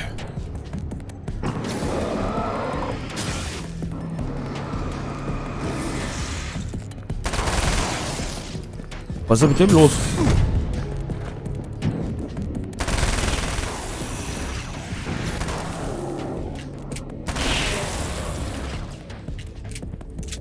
Auf Gamescom hätte ich aber Bock. Vor allem auf die Opening Night Live. Da muss ich mal schauen, ob ich dieses Jahr Tickets für hole.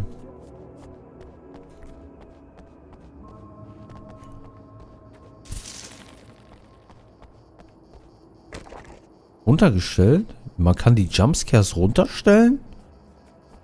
Nee, warum sollte man das machen wollen? Liebe Jumpscares.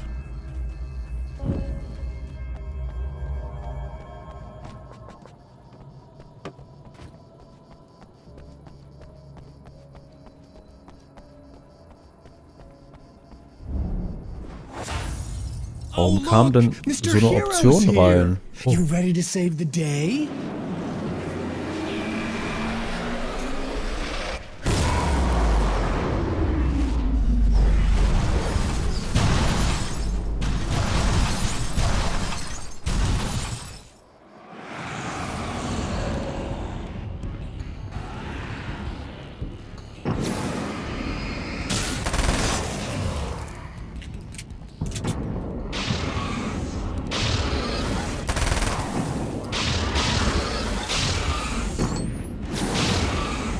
Komm mal her.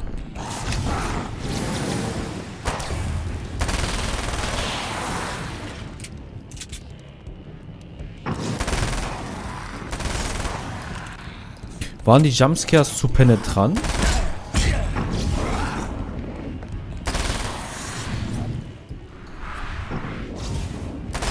Dass sie da jetzt so eine Option drin haben?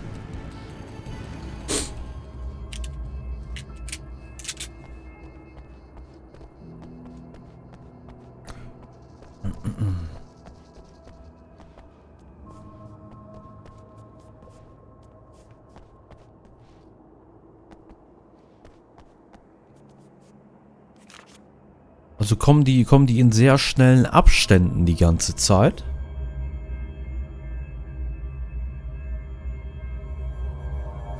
Also es muss ja einen Grund dafür geben, dass sie jetzt so eine Option reingebracht haben.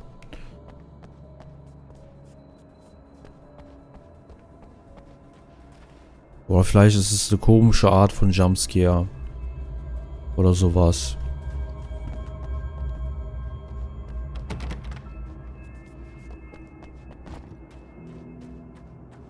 Ach, warte mal. Ich glaube, die habe ich gesehen. Sind das die Dinger, wo hier... du läufst zum Beispiel rum, auf einmal kompletter Bildschirm, bekommst du Dingens. So ein Rendergedöns. Also nicht Ingame Jumpscare quasi, sondern kleinen Videoschnipsel. Genau. Ah, ja, okay, kann sein, dass sie da deshalb die Option reingebracht haben. Jumpscares müssen gut platziert sein. Ich mag Jumpscares, wenn die gut platziert sind. Aber ich finde, das macht ein Horrorspiel nicht aus. Jumpscares machen Horrorspiele nicht aus. Horrorspiel musst du so ein beklemmendes Gefühl, eine beklemmende Atmosphäre haben. Und so eine Art Feeling habe ich bei Silent Hill 1 gehabt. Habe ich immer noch. Oder das erste Outlast, kann ich mich erinnern. Hatte ich auch so ein beklemmendes Gefühl. Das war auch sehr brutal.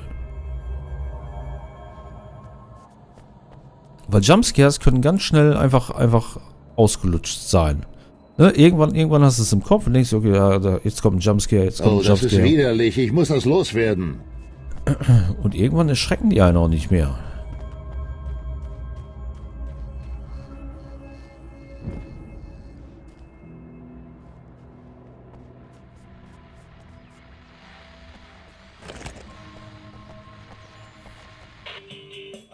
Krass, dass Julia auch noch wach ist. Was macht er da? Er hat ein Messer in der Hand und tanzt.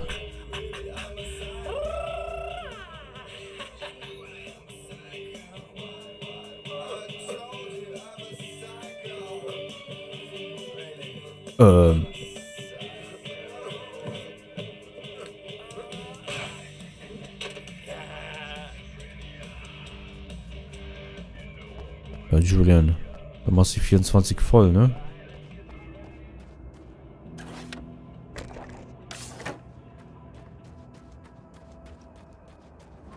You are gonna shit yourself when you realize what I have done. Shut up!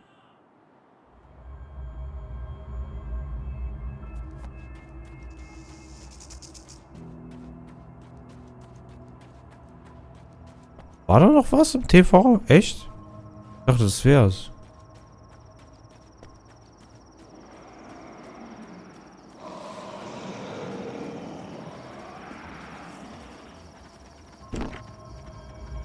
Hier brauche ich jetzt 20.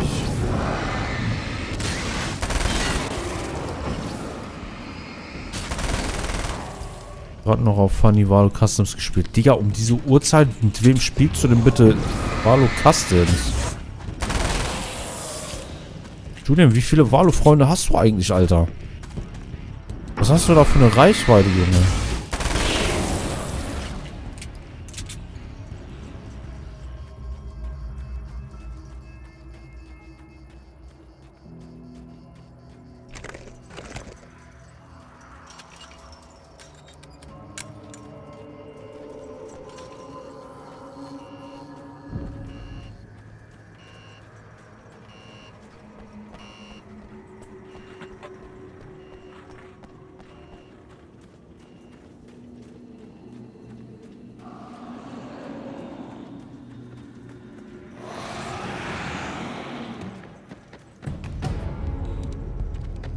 Naja, komm mal.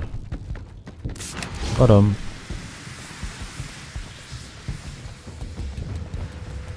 Wie viel habe ich noch? 3.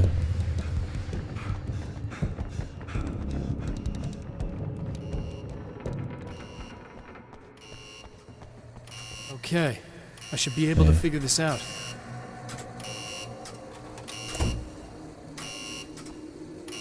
Ein scheiß Rätsel.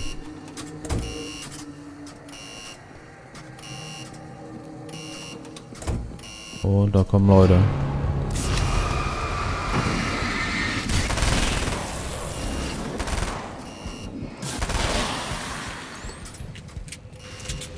Was will es von mir?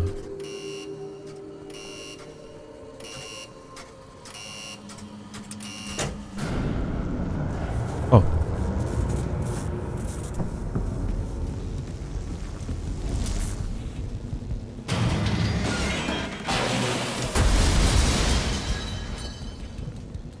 Hier lang?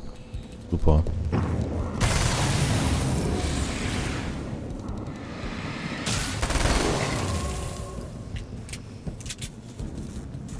Das Licht des Wachgebäudes einschalten. Oh, oh, oh, oh.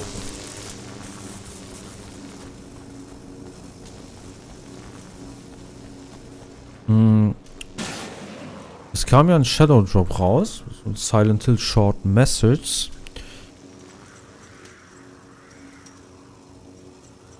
Ich glaube, das geht auch nur so 90 Minuten oder so. Das will ich eigentlich auch machen. Vielleicht mache ich das für mich allein. So 90 Minuten. Hau raus, Silent.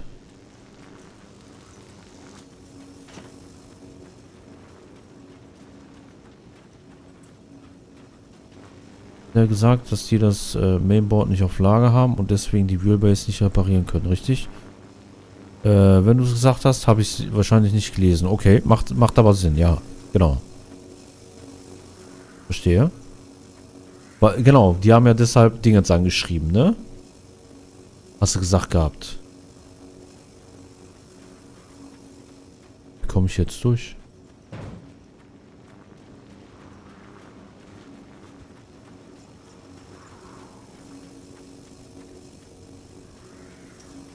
Andersrum.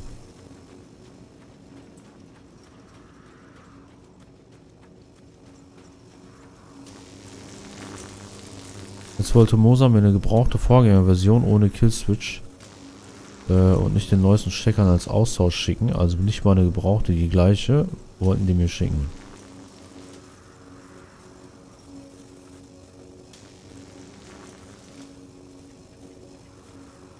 Gebrauchte Vorgängerversion ohne Killswitch. Okay. Und dann?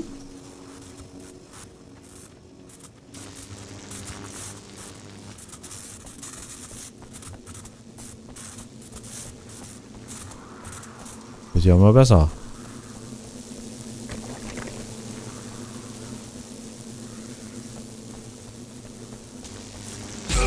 Oh mein Gott. War die Vorgängerversion von der aktuellen R5 und das wiederum nicht mal nagelneu, sondern eine gebrauchte. Ja. Okay. Ich höre Verzweiflung raus. Von denen.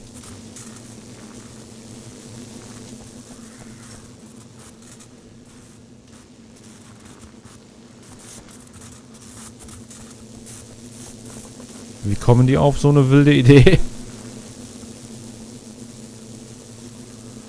Was mache ich hier?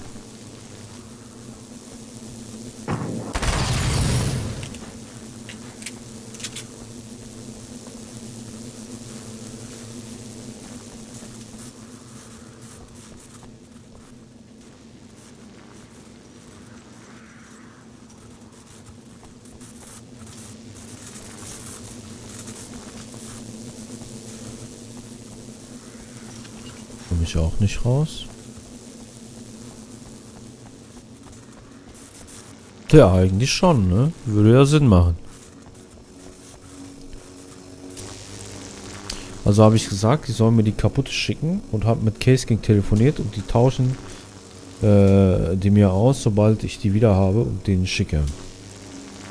Okay, du bekommst dann eine komplett neue. Kea, Dankeschön und dir eine gute Fahrt.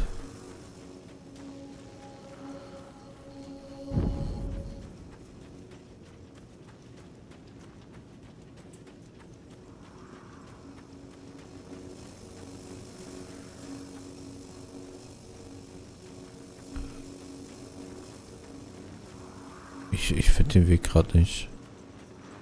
Bin zu dumm.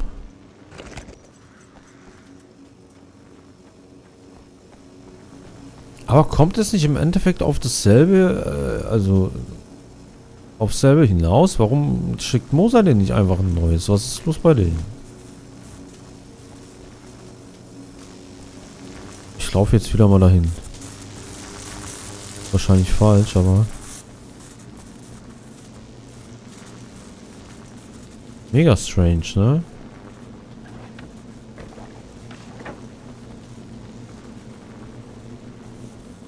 Genau, richtig. Da hast du eigentlich Glück gehabt, ne? Dass du das so gemacht hast.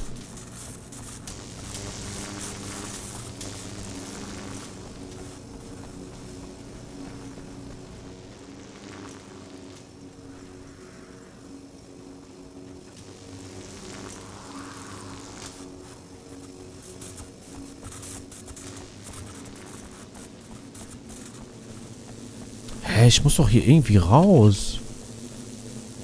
Oder von hier oben.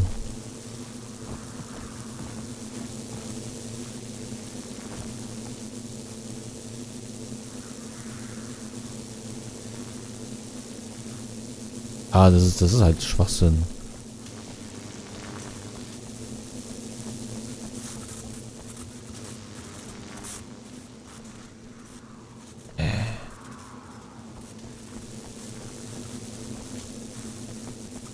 Ach, hier.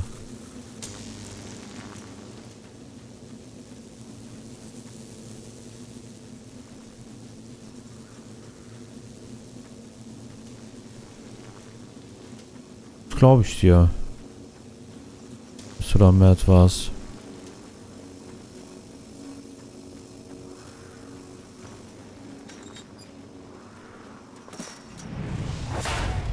You have no idea how badly you're screwed. It's gonna be a blast to watch you find out. Don't want to get hit by those.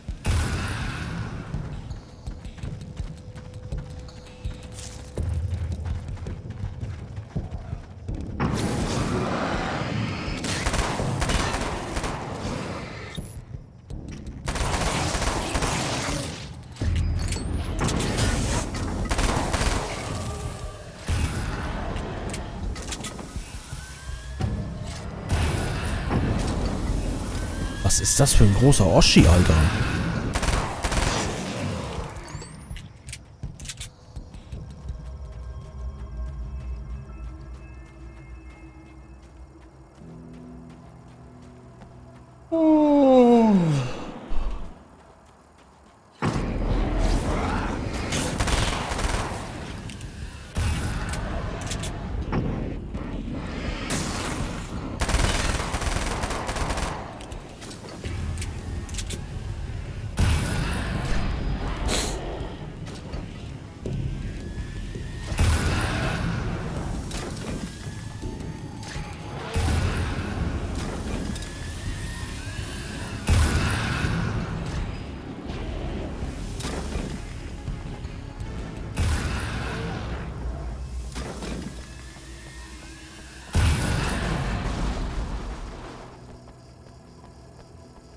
Was läuft da eigentlich für ein Film? Ach, sieh mal.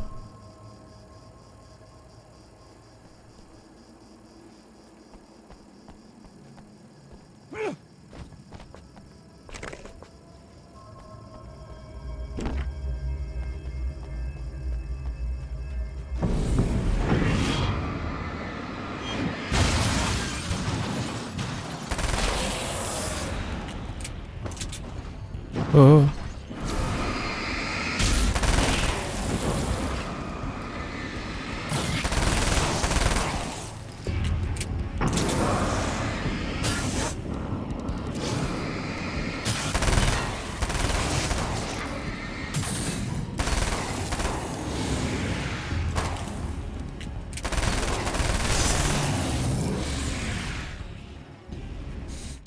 Ey, ich hatte so einen Fall mit meinem G29.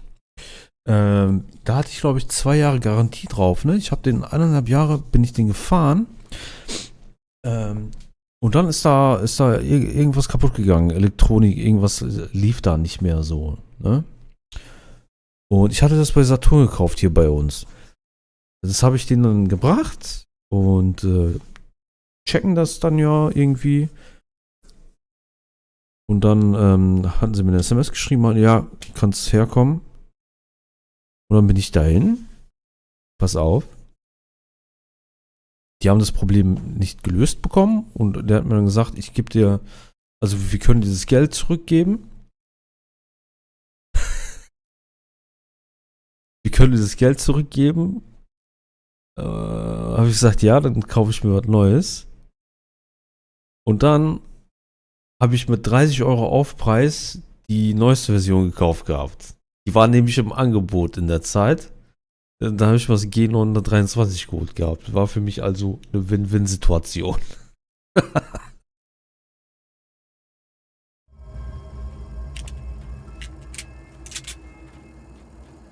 Manchmal ist es gut, wenn man so zwischen den Lads.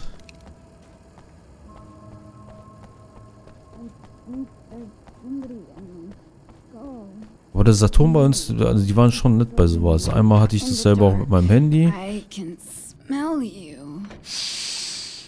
I can smell you out there. Ja.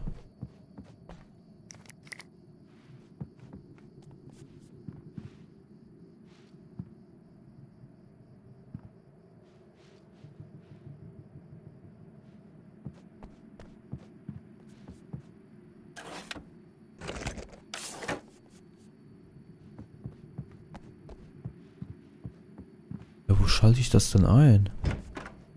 Ach, da. No, don't. Oh, it's not. It's you. Did you help me? Looks like you're feeling better now. Yes, I am. Thank you so much. I don't know what happened. There was this guy. Before you say anything, I know I look like him, but I'm not. Don't worry, you just don't feel anything like he does. He was in my head. I feel like I need to take 50 showers. Where is he? That asshole wanted to get into the projector booth. He was talking about fixing things so the sun never comes up. God, it didn't seem that weird when he was saying it. It sounded really good at the time. You weren't yourself. The projector booth. That sounds about right. I need to get in there. I have the access code for the door. Here. Thanks. I'm just glad you showed up now. He said he'd be back after he'd arranged for some security. Do you feel up to telling me what's going on here? We have an art exhibition here, supposed to open tomorrow. I'm the curator. My name's Serena Valdivia. Alan Wake. Holy shit, it is you. I've seen you on the big screen. I know your wife. You know Alice? Wait. Big screen. Yeah, we have a film from her here. What the hell happened to you? Getting back to Alice. Oh, God, yeah, sorry. It's quite a coincidence that you're here. She made this short film. She shot it years ago. You're in it. It's a part of the exhibition. I'm in a film? Yeah, it's like... it's just footage she shot of you at some point, but she turned it into this thing. It's, almost like a memorial of sorts, because, you're supposed to be dead. Or something. Uh-huh. How's Alice? Is she alright? Chiki, dir auch. Gute Nacht. Schlaf schön. All things considered. Danke I know her nochmal. pretty well. You're really Alan? I can't believe you're here. Nobody knows what happened to you. But there are people who say they've seen you. That wasn't me. He just looks the same. Like, Yeah, but that guy's a lot more slimy. The thought of him makes me... I hate him, but there's something about him, God, he's so creepy. Anyway, you're not like him. At all. I hope you can stop him. Okay, also meine Frau Alice hat während meiner Abwesenheit ein Filmchen gedreht. Private Aufnahmen von mir, so als Hommage. Sie scheint nach mir zu suchen. Und ich suche einen Weg zurück zu ihr.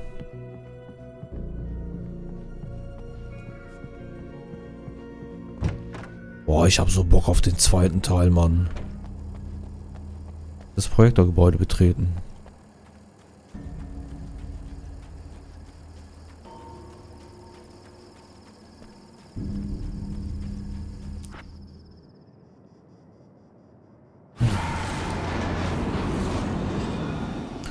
That's the security Ja, system? immer wenn mir langweilig ist, schaue ich mir Fußfilme an. Dunklen Brunnen zerstören.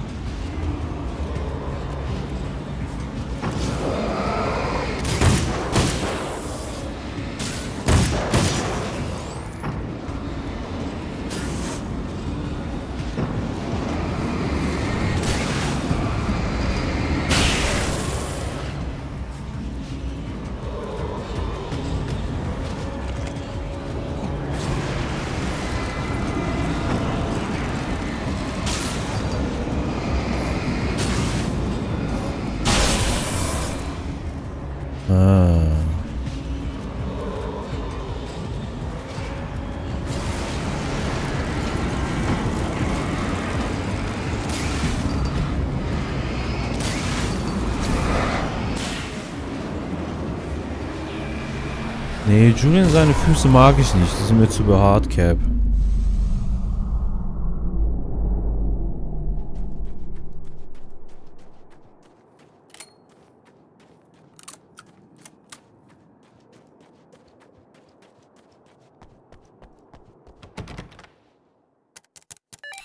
The champion of light can feel the fragment of the signal in his pocket, the weapon that can change what will be. It's incomplete, but it's all he has. Es war spät abends, der Sommer war schon fast vorüber. Ja.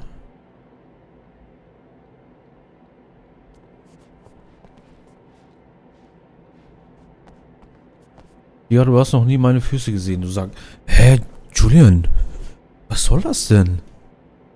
Was soll das denn? Wie kannst du denn die Abende vergessen haben, wo wir zusammen zelten waren? Bei Vollmond. Fuß an Fuß. Was soll das denn? Warum leugnest du das denn? War doch eine schöne Nacht. Wir haben unsere Füße mit Fußcreme eingecremt.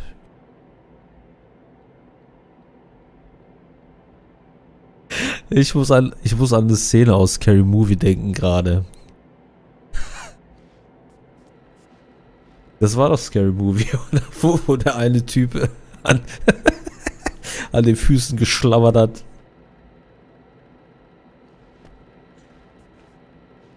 Ich muss mir echt mal wieder Scary Movie geben.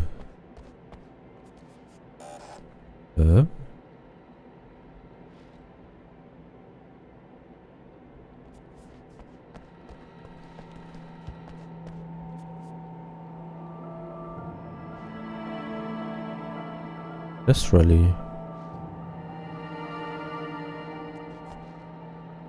Es war spät abends, der Sommer war schon fast vorüber. Ja, was willst du jetzt gerade von mir? Also die Uhrzeit, die stimmt doch. Es war spät abends. Ja, okay. Nein, after midnight. Das ist nicht spät abends. So. Eigentlich auch nicht. Spät abends würde ich jetzt nicht nachts nennen. Ich drehe mal nochmal. Ja, das ist also 9:13 ist so spät abends. 21:13 Uhr. Das passt. War das in dem Teil mit meine Keime? Boah, weiß ich gar nicht.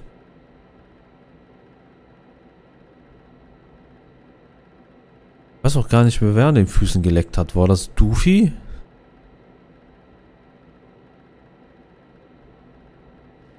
Ach, Scary Movie. Das waren Zeiten. Hä? Hier kann ich auch was umschalten.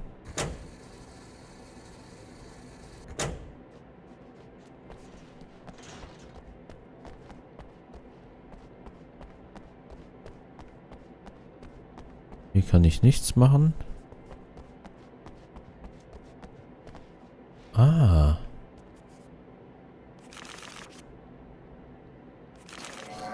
August, ja.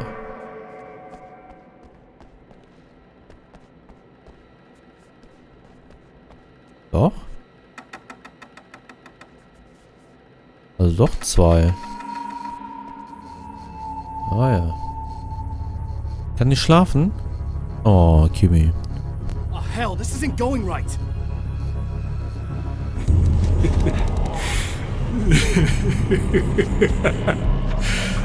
You've been up to something, haven't you? Too bad it's not gonna do any good. I'm a better you than you ever will be, and I've got all the time in the world. Everything you've got's going to be mine. Your life. Your wife! What are you gonna do about it? The sun's never coming up now. I could keep this up forever. Show yourself! Whatever you say, buddy!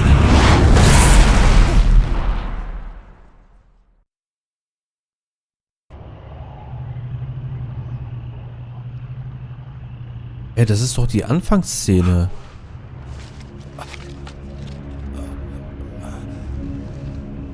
The rush of darkness is unstoppable. Time itself twists and tears, sweeping the champion of light back with its dark currents.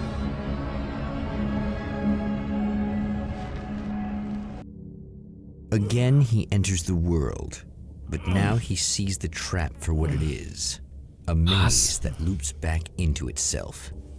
I'm here again. He sent me back.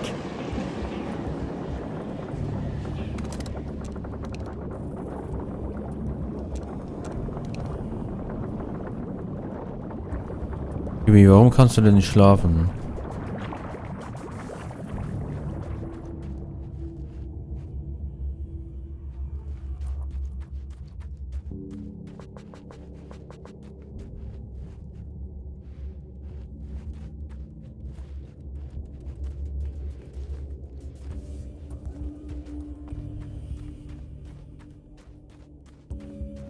Immer alles mitnehmen, Gaga. Immer alles mitnehmen. War schon die richtige Entscheidung. Ja, ich habe ja schon beim Hauptteil gemerkt, dass ich einfach alles vergessen habe.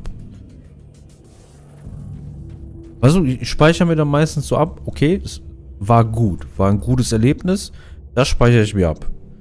Aber was alles da so passiert ist, I don't know. Das kann nicht nur bei einer Spielreihe. Metal Gear Solid. Resident Evil auch. Oh, not birds again. What the hell? Was sind das jetzt für Viecher?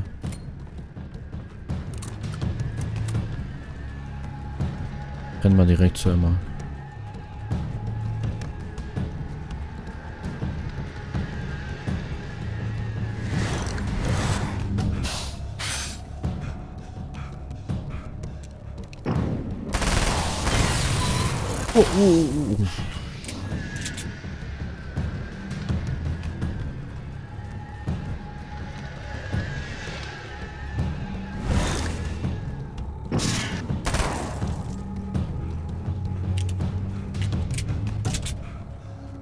Ach guck mal, jetzt macht das aber auch Sinn, ne? Mit diesen 40 Manuskriptseiten und Pipapo.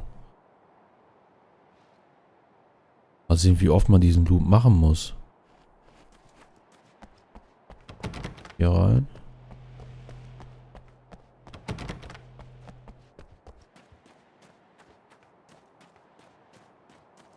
Emma? You here? Ach, guck mal.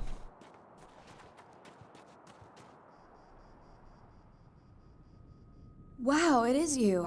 I guess all of it really happened. You remember me? Kind of. I felt weird all day, like I could almost remember a dream I had, and then just before sunset, I remembered the page. Yeah. I'm going to have to go get those things again. Not all of them. I went out and got them. Well, most of them.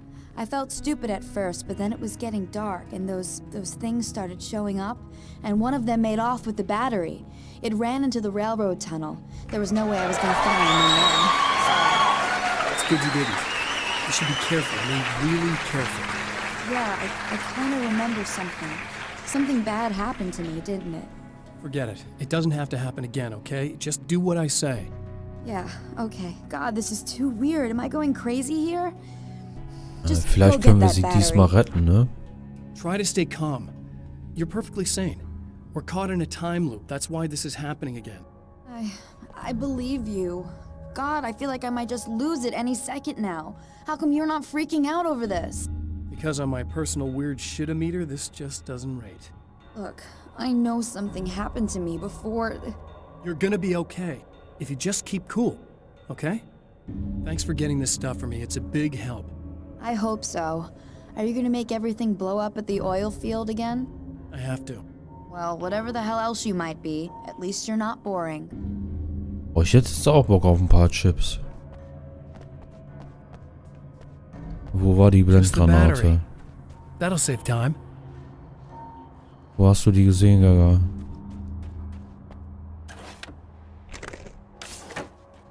Es sind neue Seiten aufgetaucht hier. Ja, ich renn sofort zurück.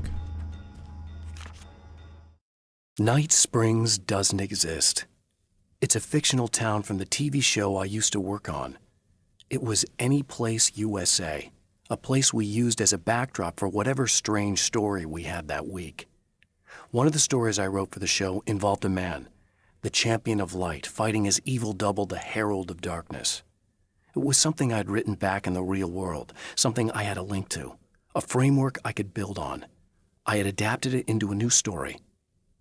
This story. Warte mal, stopp. Night Springs existiert nicht. Es ist eine fiktive Stadt aus einer Fernsehserie, an der ich mal gearbeitet habe. Es war irgendwo, USA, es war ein Ort, den wir als Kulisse für seltsame Geschichten benutzten, die wir uns in der Woche ausdachten. Eine der Geschichten, die ich für die Serie schrieb, handelte von einem Mann, dem Meister des Lichts, der gegen sein böses Ebenbild, dem Boten der Dunkelheit, kämpfte. Es war eine Geschichte, die ich damals in der realen Welt geschrieben hatte, eine Sache, zu der ich eine Verbindung hatte, ein Fundament, auf dem ich aufbauen konnte. Im Hauptteil war es ja eigentlich dasselbe. Wir hatten da die Dame, diese Lichtdame, und dann das Dunkle. Boah, scheiße, ich bin echt gespannt, was ich alles in Teil 2 erfahren werde.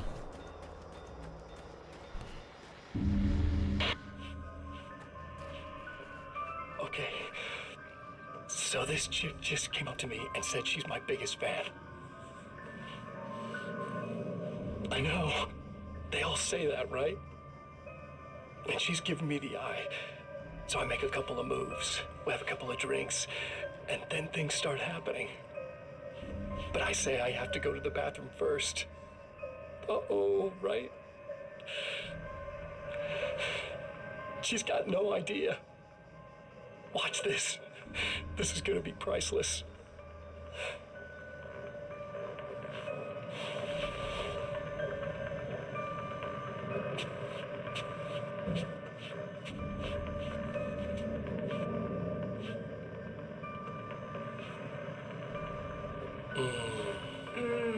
That's nice. I thought you'd like that. Are you tense? You feel a little tense. Maybe a little. I had a crappy day. Yeah? Don't worry, it's improving real fast.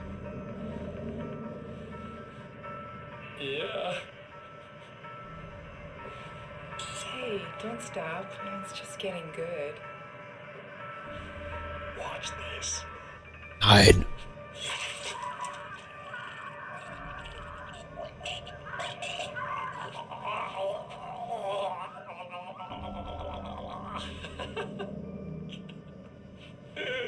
Yeah! Did you see that? Oh man, did you see her? Boom! Oh, das ist widerlich. Ich muss das loswerden.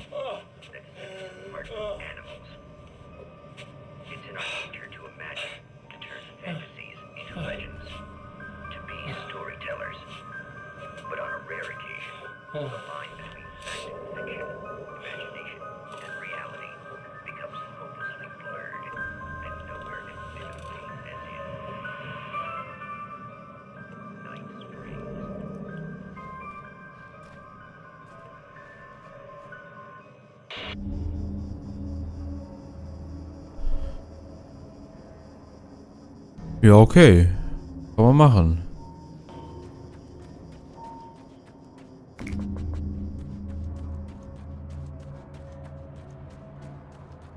Hier ist auch noch eine Seite.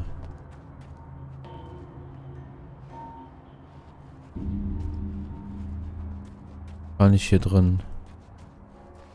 Hier? Ach, da. Kann ich mehr tragen? Ich habe schon... Ach, ich habe schon Blendgranaten. Wow. Dann rüste ich doch mal Blendgranaten aus. Kann nur 5.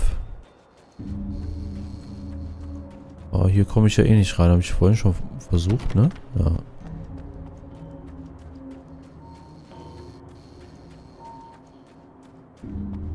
Okay, so langsam packt mich das gerade aber.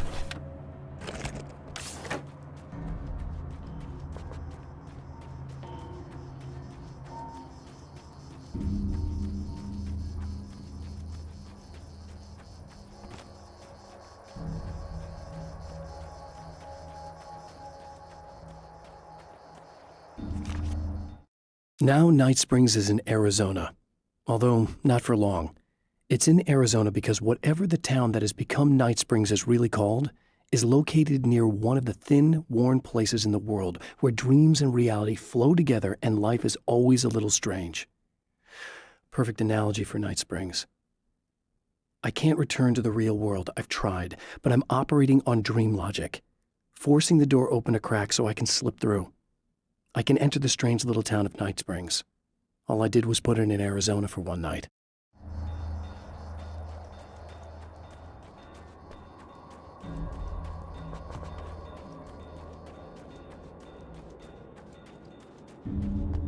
Oh. Well, this should be perfectly safe. Das ist neu.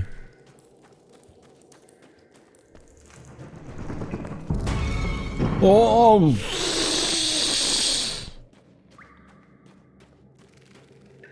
Now I just need her to charge this up.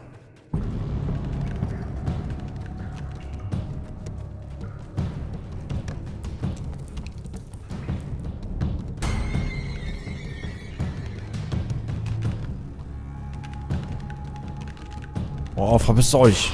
Verpisst euch!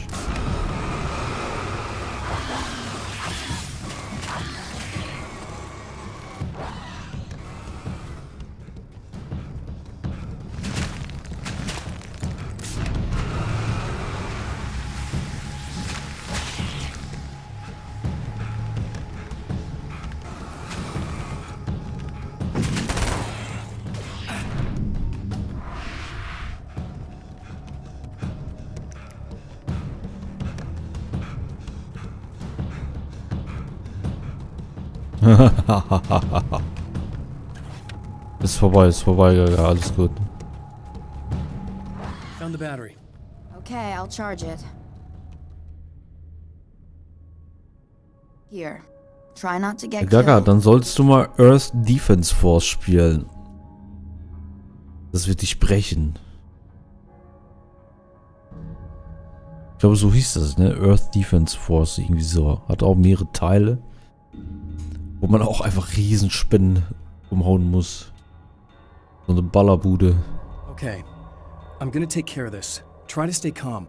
Look, what if you stay here with me, please? I'm sorry, but if I don't deal with this, no one else will.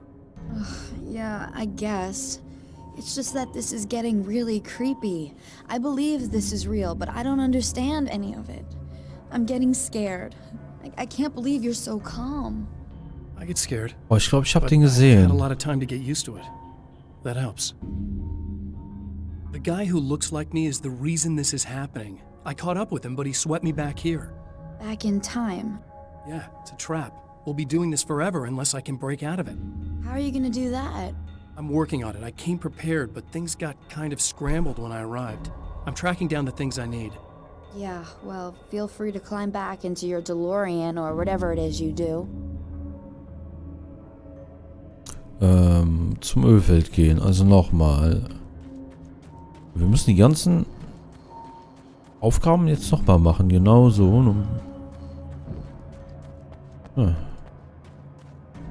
Sharknado, das habe ich nicht gesehen.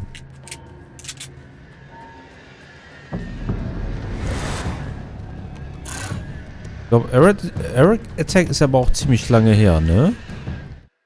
Ich glaube, damals hatten wir auch nichts Besseres. I don't make friends Da hast du alles easily. geschaut. I know plenty of people, but I don't let most of them close. I've known Barry Wheeler ever since we were little boys. We had the time of our lives. I'd get us in trouble, and he'd talk us out of it. Things haven't changed that much now that we're grown-ups. He's the most loyal and dependable person I've ever met, and all the things that count anyway. You could call him a weasel, and you wouldn't be entirely wrong. You could call him a clown, and I would reluctantly agree. But he has never let me down. 2002, ne? Ja. Guck mal, also Barry und Ellen kennen sich seit der Kindheit.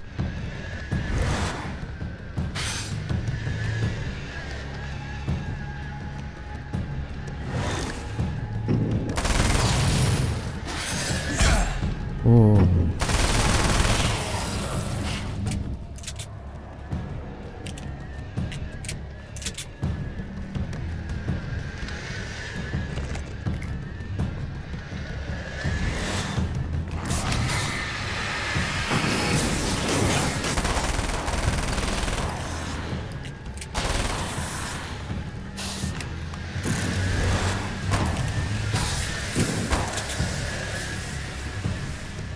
Alle Feinde besiegen.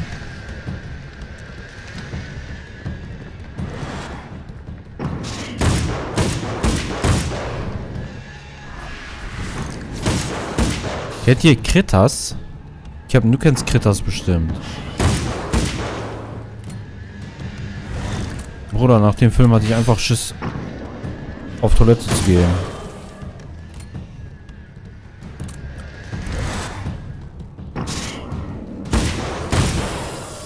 Ich kann mir die Kritas immer noch nicht geben.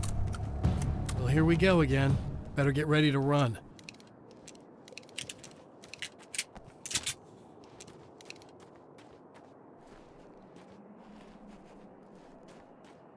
Dreamcatcher? Nee. Kritas ist was anderes. Da gibt es, glaube ich, auch mehrere Teile von.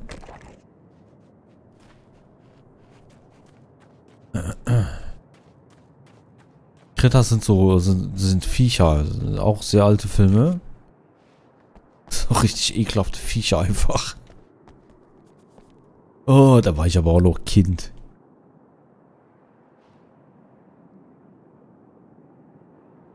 Das Rad war angebracht, das Öl floss, Batterie angeschlossen, Lichterbindung.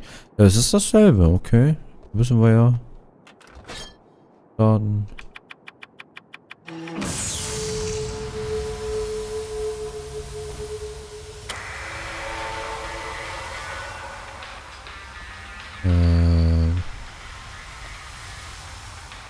Blinky Blinky.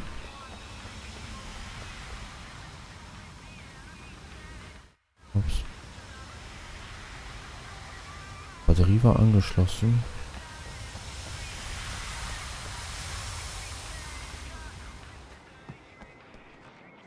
Ja, aber Gremlins sind doch auch böse.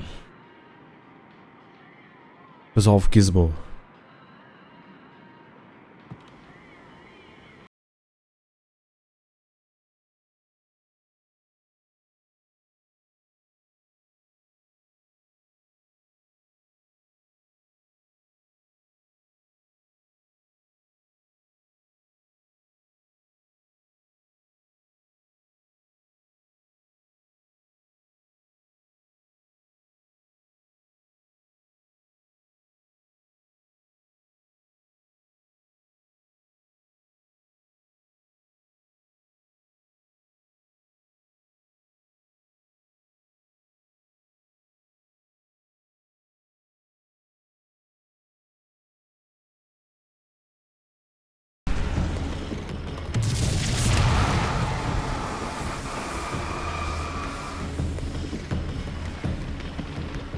Be in trouble.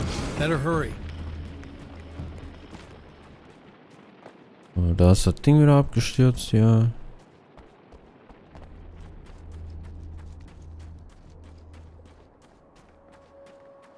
Emma, I'm coming. Oh. Ich hab doch schon Maschinenpistole. Nothing.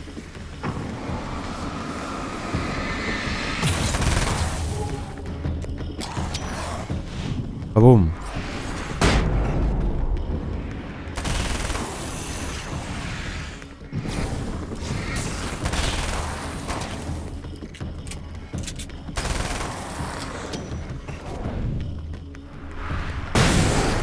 Ja, ausweichen kann ich.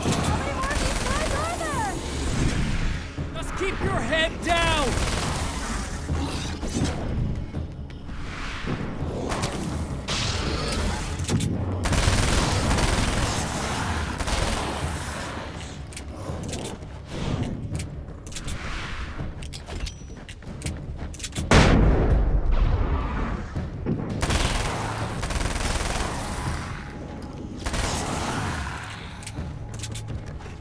Den habe ich noch nie gesehen, Cappy. Da war bei mir die Grenze. Also das Original habe ich nicht gesehen. Es gab doch auch ein Remake davon, ne? Ich glaube, den habe ich, glaube ich, geguckt. It's okay. It's safe now. Das war doch auch in so einer Hütte, oder nicht? In so einer Waldhütte, war das nicht das?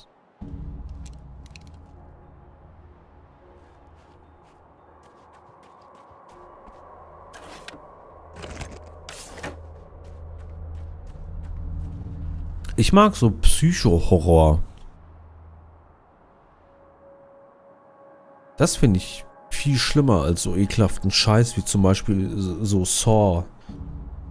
Sowas finde ich nicht Horror, sowas finde ich einfach nur ekelhaft. Aber die ersten paar Saw-Filme habe ich gesehen, die waren auch gut gemacht. Irgendwann habe ich den Faden verloren.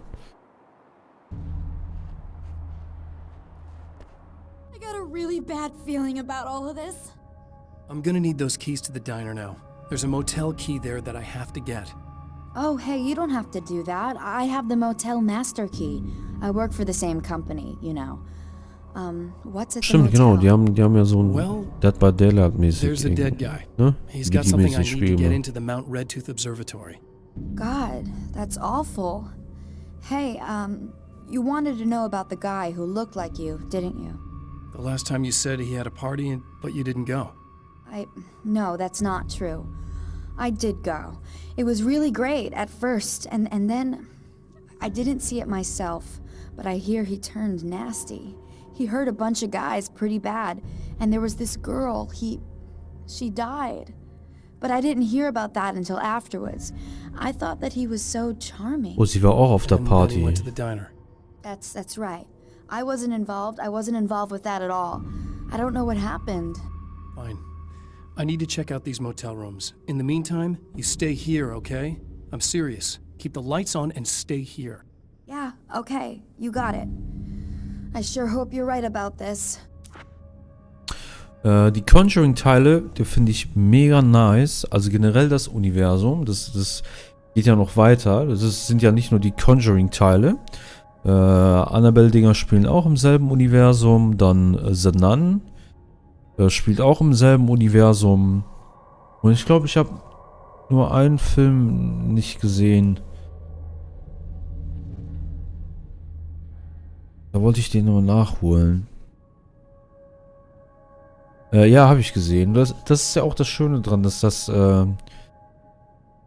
wahre Geschichten sind, sage ich mal.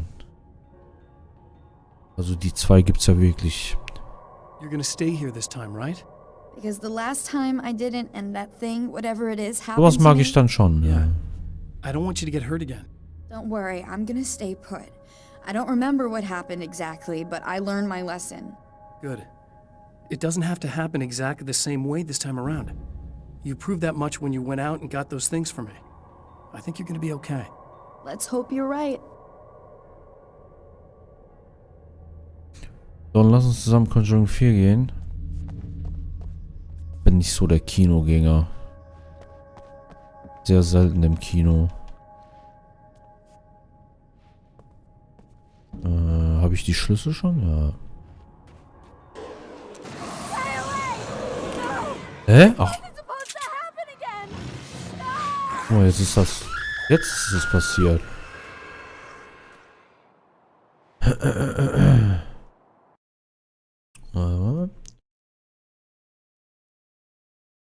Einer hat die Puppe in dem Museum versprochen und gesagt, wenn sie echt ist, soll sie ihn doch holen. 30 Minuten später ist er auf dem Motorrad verunglückt.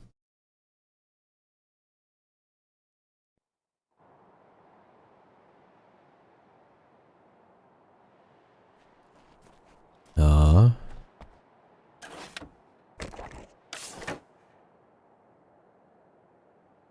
Die Sache ist, ich glaube ja an sowas, ne, weil das ist bei uns im Glauben auch verankert.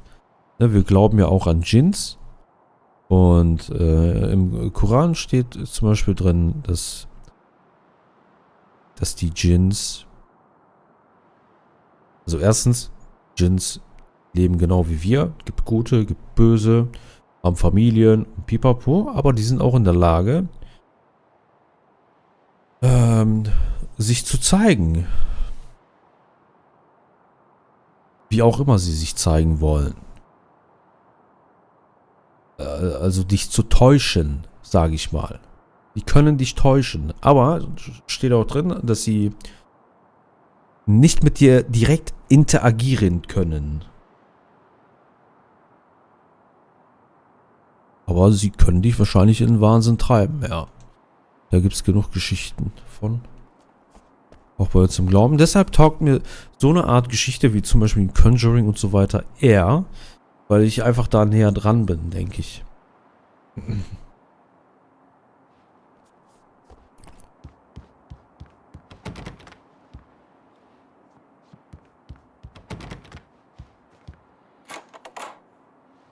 Warte mal. Ah, okay.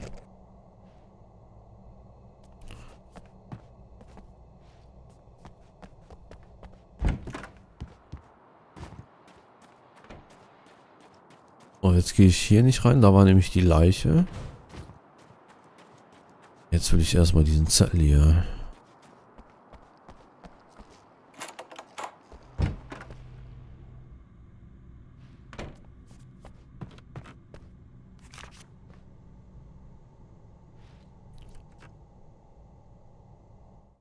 Alice and Barry, my wife and my best friend, are easily the two most important people in my life, and they've never really gotten along with each other. I suppose both of them resent the other's intrusions into what they considered their domain. After I was gone, they maintained an uneasy truce. My book stayed in print, still selling, the licensing machine churned away. She was my wife and controlled the intellectual property. He was my agent and took care of the business. I wish they found more common ground than that. Kann nicht sein, dass es nur die Menschheit gibt. Wäre traurig, wenn es nur Vollidioten geben würde. Es gibt nicht nur die Menschheit. Also ich rede zwar ungern über sowas, aber ich bin halt gläubig, ne? Und ich lese wirklich vorm Schlafengehen lese ich immer einen Koran und einfach so. Es ist erstens eine Interpretationssache. Aber es gibt auch gewisse Sachen, wo du halt einfach dran glauben musst. Und im Koran werden Welten beschrieben. Ne? Zitat. Also, es gibt mehr. Aber ist für uns irrelevant. So wird es da geschrieben. Andere Dimensionen. Oder zum Beispiel die Djinns. Ne? Die werden so beschrieben. Gott schreibt, ich habe sie aus Feuer erschaffen, was nicht raucht. Also interpretiere ich eine Art Energieform. So interpretiere ich das. Und dasselbe ungefähr sagt er auch von den Engeln. Da sagte er, ich habe sie aus einem bestimmten Licht erschaffen, solche Sachen.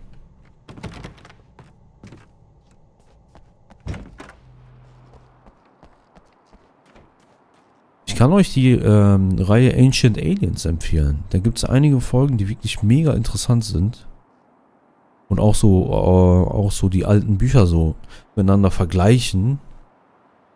Ich finde das mega interessant, dass eigentlich in fast allen Büchern immer dasselbe steht, nur anders beschrieben und interpretiert.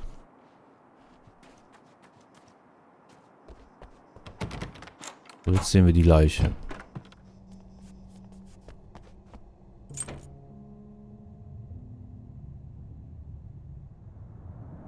It's said that nobody knows what the future might bring, but for this man, it's no longer entirely true. A weaker man might simply give up, but the champion of light is an expert on destiny. Sometimes the puppet and puppeteer can be one and the same. Den habe ich gesehen, meine ich, Kimi. Mit dem Pärchen, oder? Und bei Engel sind nichts anderes als außerirdische Wesen. Tonight, the champion of light will depend on them to pick out a message from the ether. Smile habe ich noch nicht geguckt. Ich habe auch gehört und auch überall gelesen, dass der nicht so gut sein soll. Deshalb dachte ich mir, As history repeats itself, the man remembers the patterns. He knows that he needs the missing part for the telescope. I better find Dr. Meadows' car. Ah, okay, That's where guck the mal. camera should be. Jetzt rennt er direkt zum Auto.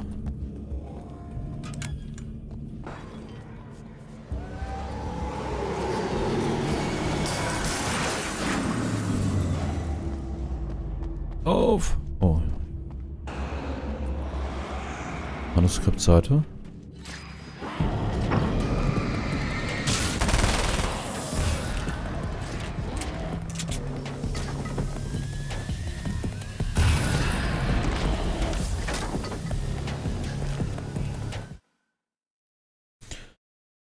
Echt, der war so schlecht. Was ist eigentlich mit Dingens? Da gibt es doch diese Videospielreihe, was mir auch immer empfohlen wurde, dass ich das mal spielen soll. Five Nights at Freddy's oder Five Nights at Freddy's, irgendwie so, ne? Da gab es ja wohl auch einen Film. When Dr. Rachel Meadows got the call from Michael, telling her to hurry to the observatory, she didn't waste any time. It had been a nice party. She'd had a good time, but her social life would always play second fiddle to the mysteries of space. Michael never showed up, of course. He pulled over at the wrong rest stop. She never even thought about him at the time. The phenomenon in the sky above her was too fascinating.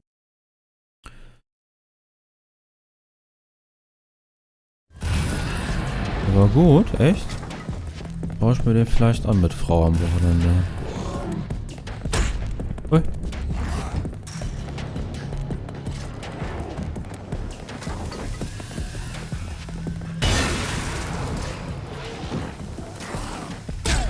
Ey. Uff.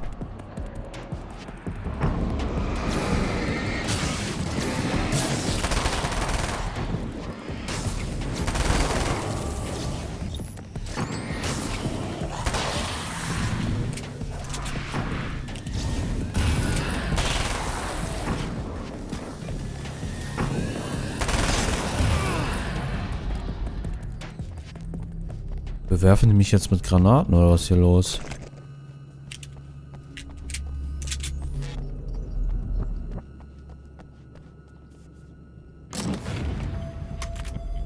So, jetzt nehme ich Jagdgewehr.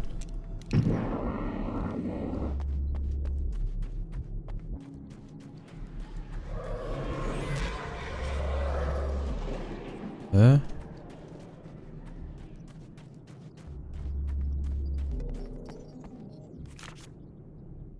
The darkness rose from the depths of Cauldron Lake and took Alice. It needed words. It needed me to write its way into our world. She was leverage, a hostage. I complied, but with a twist. I put in a loophole that gave me a chance to fight back. I was hunted by shadowy enemies, but I faced the darkness. I fought it with light.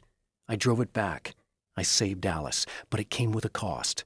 I was trapped in the dark place below Cauldron Lake. Okay, das wissen wir ja, ne? Hier sagt er halt nochmal, okay, ich habe sie gerettet, aber im Preis war, ich musste in der Dunkelheit. Ich war gefangen in der Dunkelheit. Ey, ich habe auch mega Hunger, ich muss auf jeden Fall frühstücken. Aber das Schöne ist, ich kann direkt schlafen gehen, gleich. Hab nichts zu tun.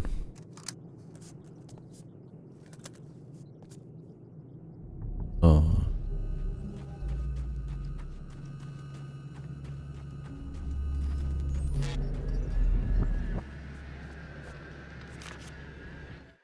There are places where our world is worn thin, and another reality brushes against ours.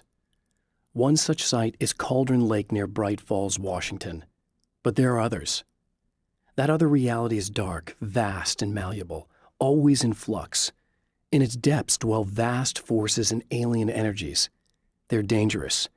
But in one of these places, if you know how, you can channel the power of that place and use it to shape reality. Geh mal, ja, mach das mal. Geh mal jagen, mach mal Kühlschrank auf.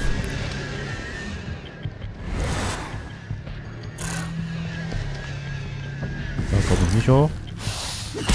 Alles klar, Kim, schlaf schon, ne? Oh. Ich glaube, Jagdgewehr war keine gute Idee.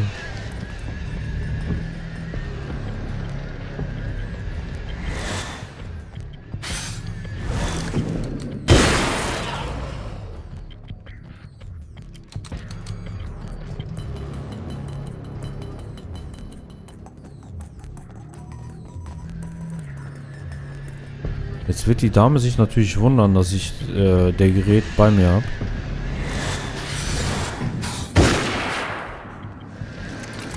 Oh.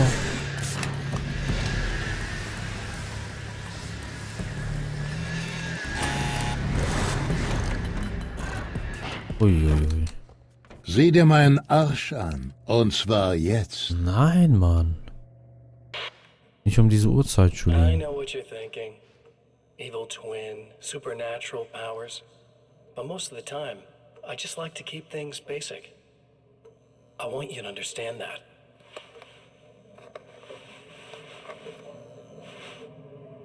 Like this. Need to get your Stört hands es dirty. jemand, wenn ich meine Hose Batteries, ausziehe? no moving parts, just physics. That's technology you can depend on. It's a classic. Speaking of classics, you need to be careful with this one, though. If the victim suddenly twists, you might end up cutting yourself. It's not really a workhorse, but I'm a sucker for this style. Now this is more like it. You've got slip-resistant grip. Believe me, you really want that traction once you're wrist deep in somebody. The blade's stiff enough so it won't open by accident in your pocket, but it's still really easy to open with just one hand. Now that's a big thing for me. I know what you're thinking. It's too big, too heavy. But sometimes you just need the extra oomph. If you're talking intimidation, this is gonna do the job. Also great for dismemberings and whatnot. You know. Kimi, ich warte, bis die Haare lang genug sind. Ich will dir auch schöne Bilder schicken. I can't tell you how many things I've MacGyvered with this stuff.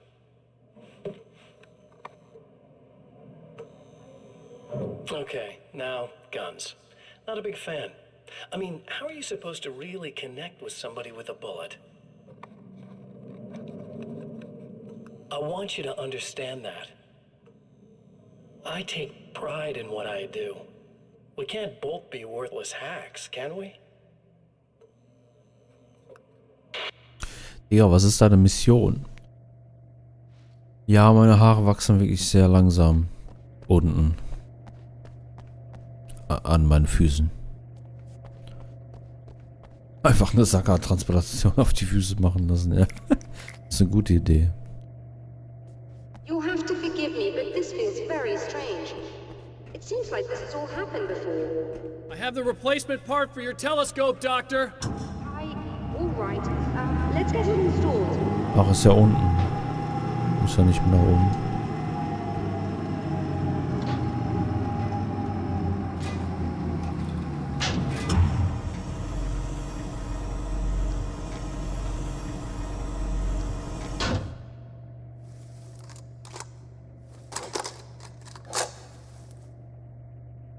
Ich kann euch noch einen Horrorfilm empfehlen. Die vierte Art. Don't start it up yet. Das ist ein bisschen Found Footage. Yes, that's right. I remember. All right, let me think. If they're sabotaging it, they'll be at the primary coolant pipe outside. If you can secure it, we should be ready to pick up the signal. That is why you're here, isn't it? Yes, it is. I'll take care of it. Before you go, if you have the time, I'd appreciate if you came up here and explained a few things. All of this is very strange to me. Primären Rohre sichern, aber ich gehe erstmal hoch, die werden ein bisschen quatschen. Soll ich meinen Freund mobben? Nein, Freunde mobbt man nicht.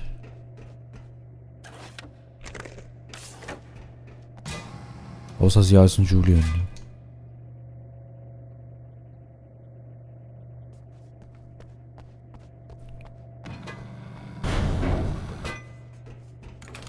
Hello. I don't quite know what's going on, but I seem to remember having had this encounter before. It's not deja vu, Doctor. This has happened before. We're caught in a time loop. That's utterly insane. How could that be? I can't really explain it. I suppose I could call it magic. I don't believe in magic. Neither do I, but I can't argue with what I've experienced. Listen, what matters now is the signal. The last time we only caught a part of it. I need the rest of it.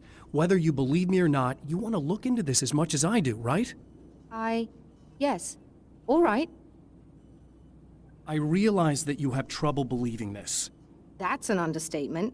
I can't deny that what you say resonates with me on some level I don't pretend to understand. But for all I know, I'm simply delusional. But it's not just you. I've experienced the same thing as you. Doesn't that prove something, at least? Maybe. On the other hand, given your appearance, and the fact that you're trying to convince me that I'm not insane, perhaps you're merely a hallucination that accompanies my delusions. You're not having a psychotic episode, Doctor. For what it's worth, I'm a skeptic by nature. I completely understand your reluctance to believe me. There are people caught so deep in their psychosis that they retroactively manufacture memories and beliefs that conform to the situation at hand. Sure, but you have to stop second-guessing yourself at some point, if you want to get something done.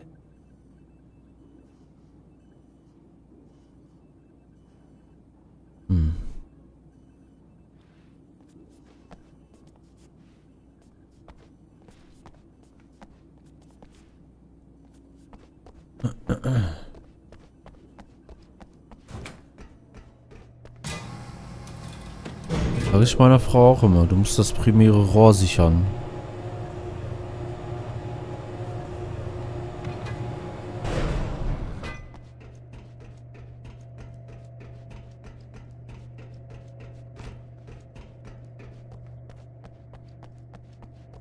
Aber hier ist doch noch ein Zettel.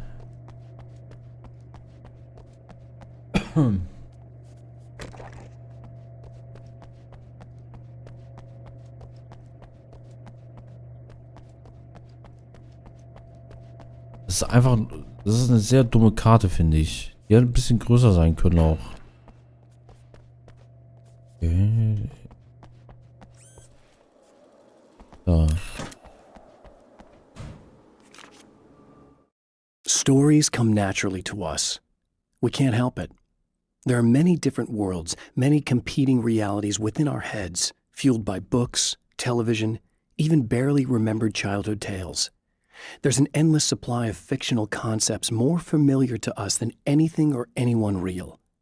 We have a far greater connection to the fictional characters we know and love than the random people we pass on the street. Our destinies and inspirations are shaped by lies, myths, and fables. Das ist ein sehr schöner Text. Geschichten tauchen einfach so bei uns auf. Wir können nichts dagegen tun. Es gibt viele verschiedene Welten, viele kämpfen mit den Realitäten in unseren Köpfen, werden von Büchern, Fernsehen und sogar Kindheitsgeschichten angefeuert, an die wir uns kaum noch erinnern. Es gibt unendlich viele fiktive Konzepte, die uns bekannter sind als alles aus der Realität.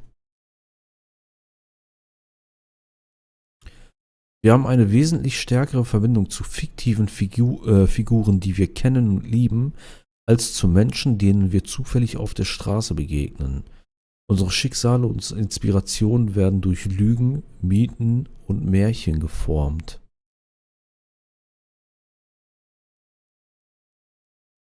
Ey, das ist ein sehr schöner Text.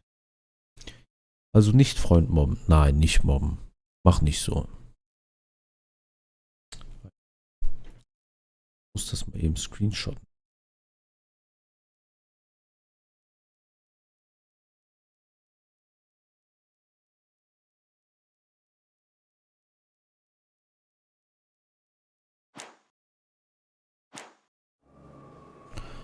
Ich nehme wieder einen Karabiner. Jagdgewehr ist mir zu langsam. Dann gehe ich jetzt schlafen. Ja, solltest du auch, verdammt. Wenn du mittags zu tun hast.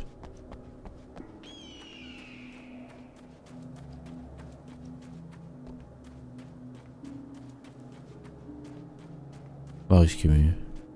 Ach, weiter runter.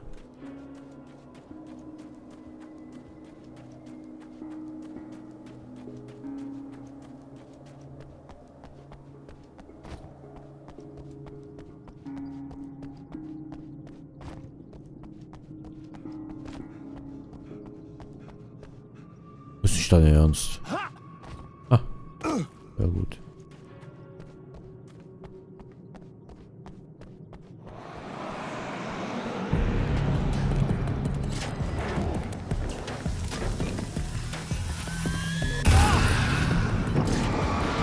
Wir werfen mit Nades.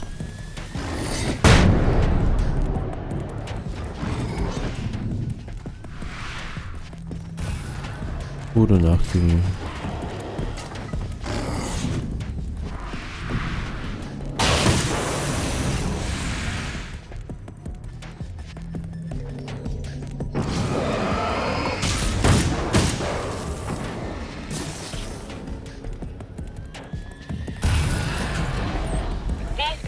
The light, am I correct? Doctor, can you hear me? You should be able to turn on the light and secure the area that way. All right, I'll start looking for the signal. Please, head back.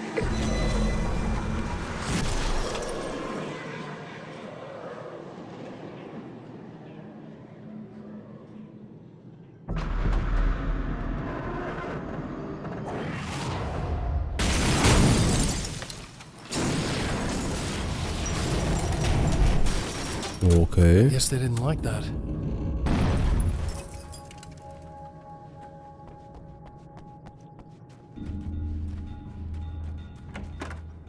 Ach, das ist jetzt versperrt da. Alles klar.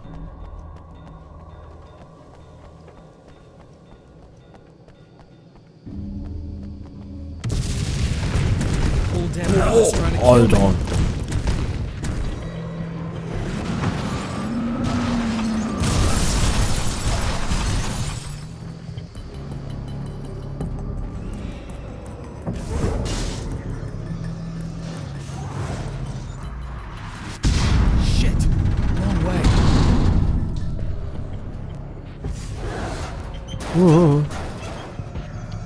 Oh, ich habe da noch irgendeine Manuskriptseite gesehen.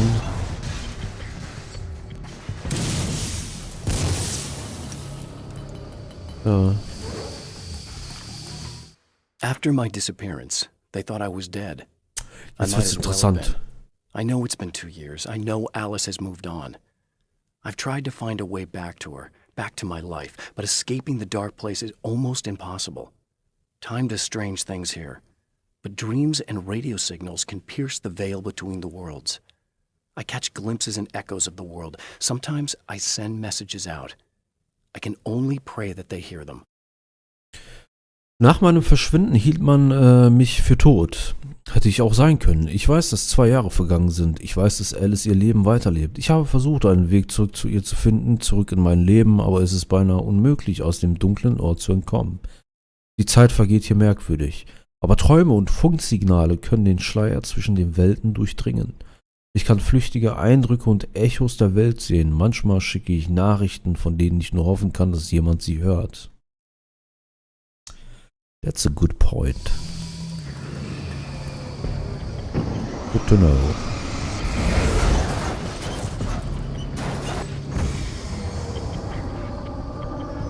Ja, ich mach gleich auch aus. Machen wir morgen weiter, Gaga. Nee, nicht morgen. Oder vielleicht doch morgen. Guck mal. Je nachdem, wie fit ich bin.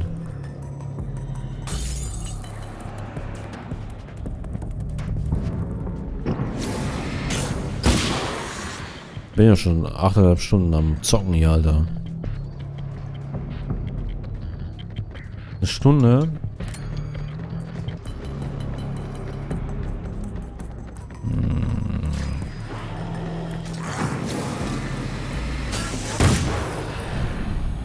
Eigentlich habe ich Bock, aber auch Hunger.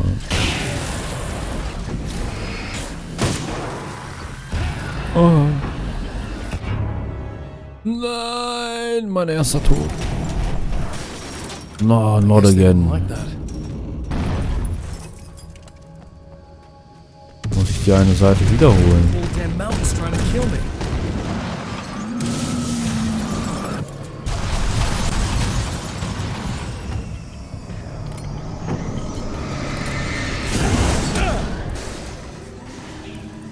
Mal, ja, muss die wiederholen.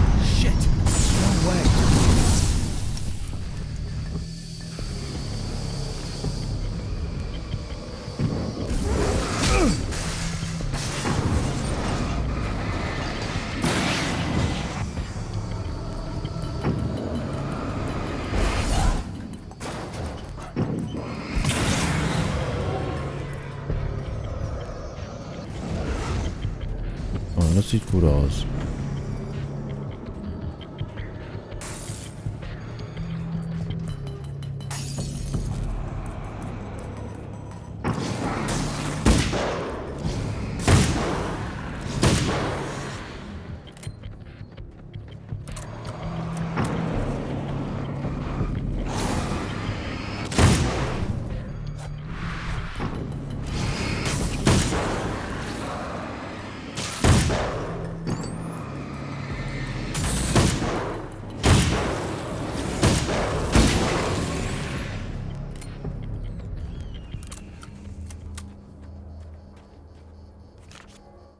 The Taken may well be the tool the darkness favors over any other. At some point, they used to be human, but whatever humanity they once had is long gone. Now they're just shells covered and filled by darkness. The Taken Mr. throws at me are more grotesque and varied than the ones I first encountered in Bright Falls. But I know how to deal with them. I'd be lying if I said they don't frighten me. But I've survived worse. I can't let them stop me. Okay. Ich würde sagen, ich mache weiter, bis wir in der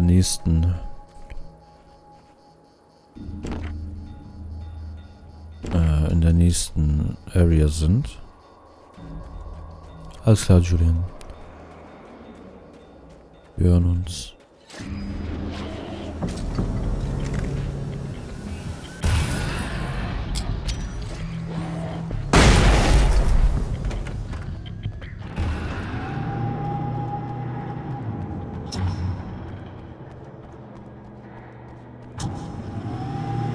It's working.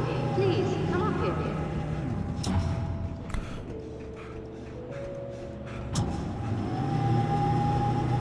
War einfach viel zu lange Valo, aber es war auch mega spannend.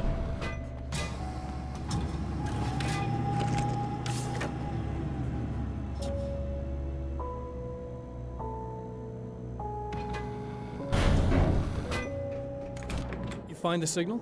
Yes, I don't think it's quite the same thing we had, the last time. Still, we're definitely picking it up.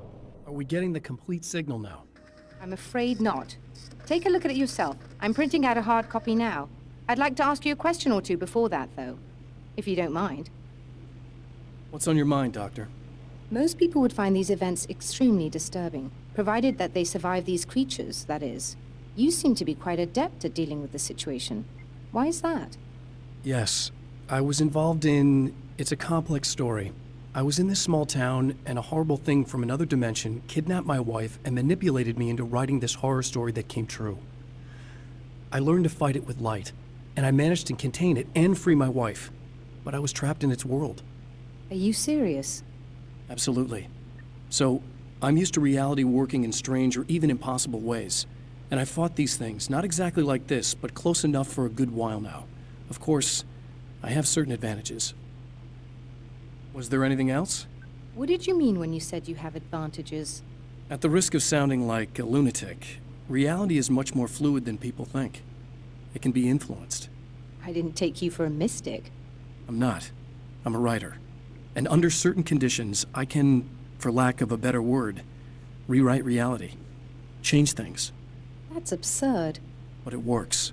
Assuming I believe this, why don't you simply, I don't know, write yourself some superpowers? Gute Frage. It's not quite that simple.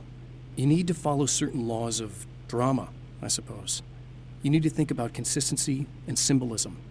Often what you write isn't anywhere near as important as what you imply. There are things out there that will take advantage of your mistakes. You really believe in this? Don't look at me like that. You've experienced some of this yourself. I will gladly admit that something exceedingly strange is going on.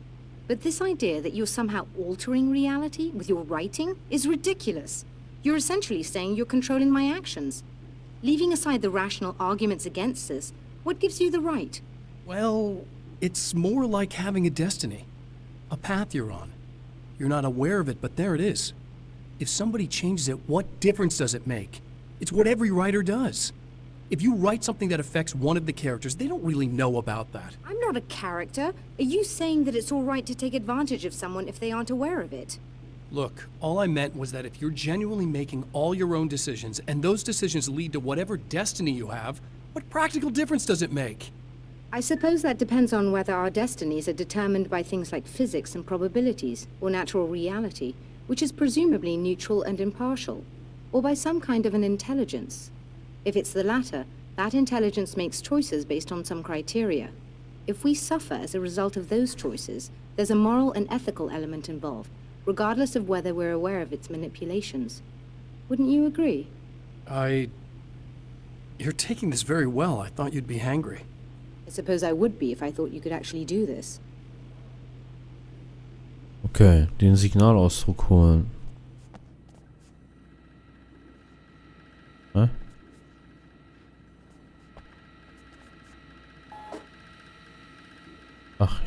Another printout.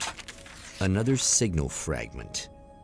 The message is still not complete, but it's another piece of the weapon he has built against his adversary.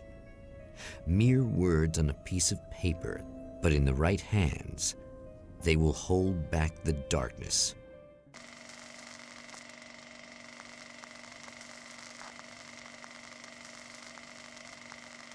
Autokino wieder.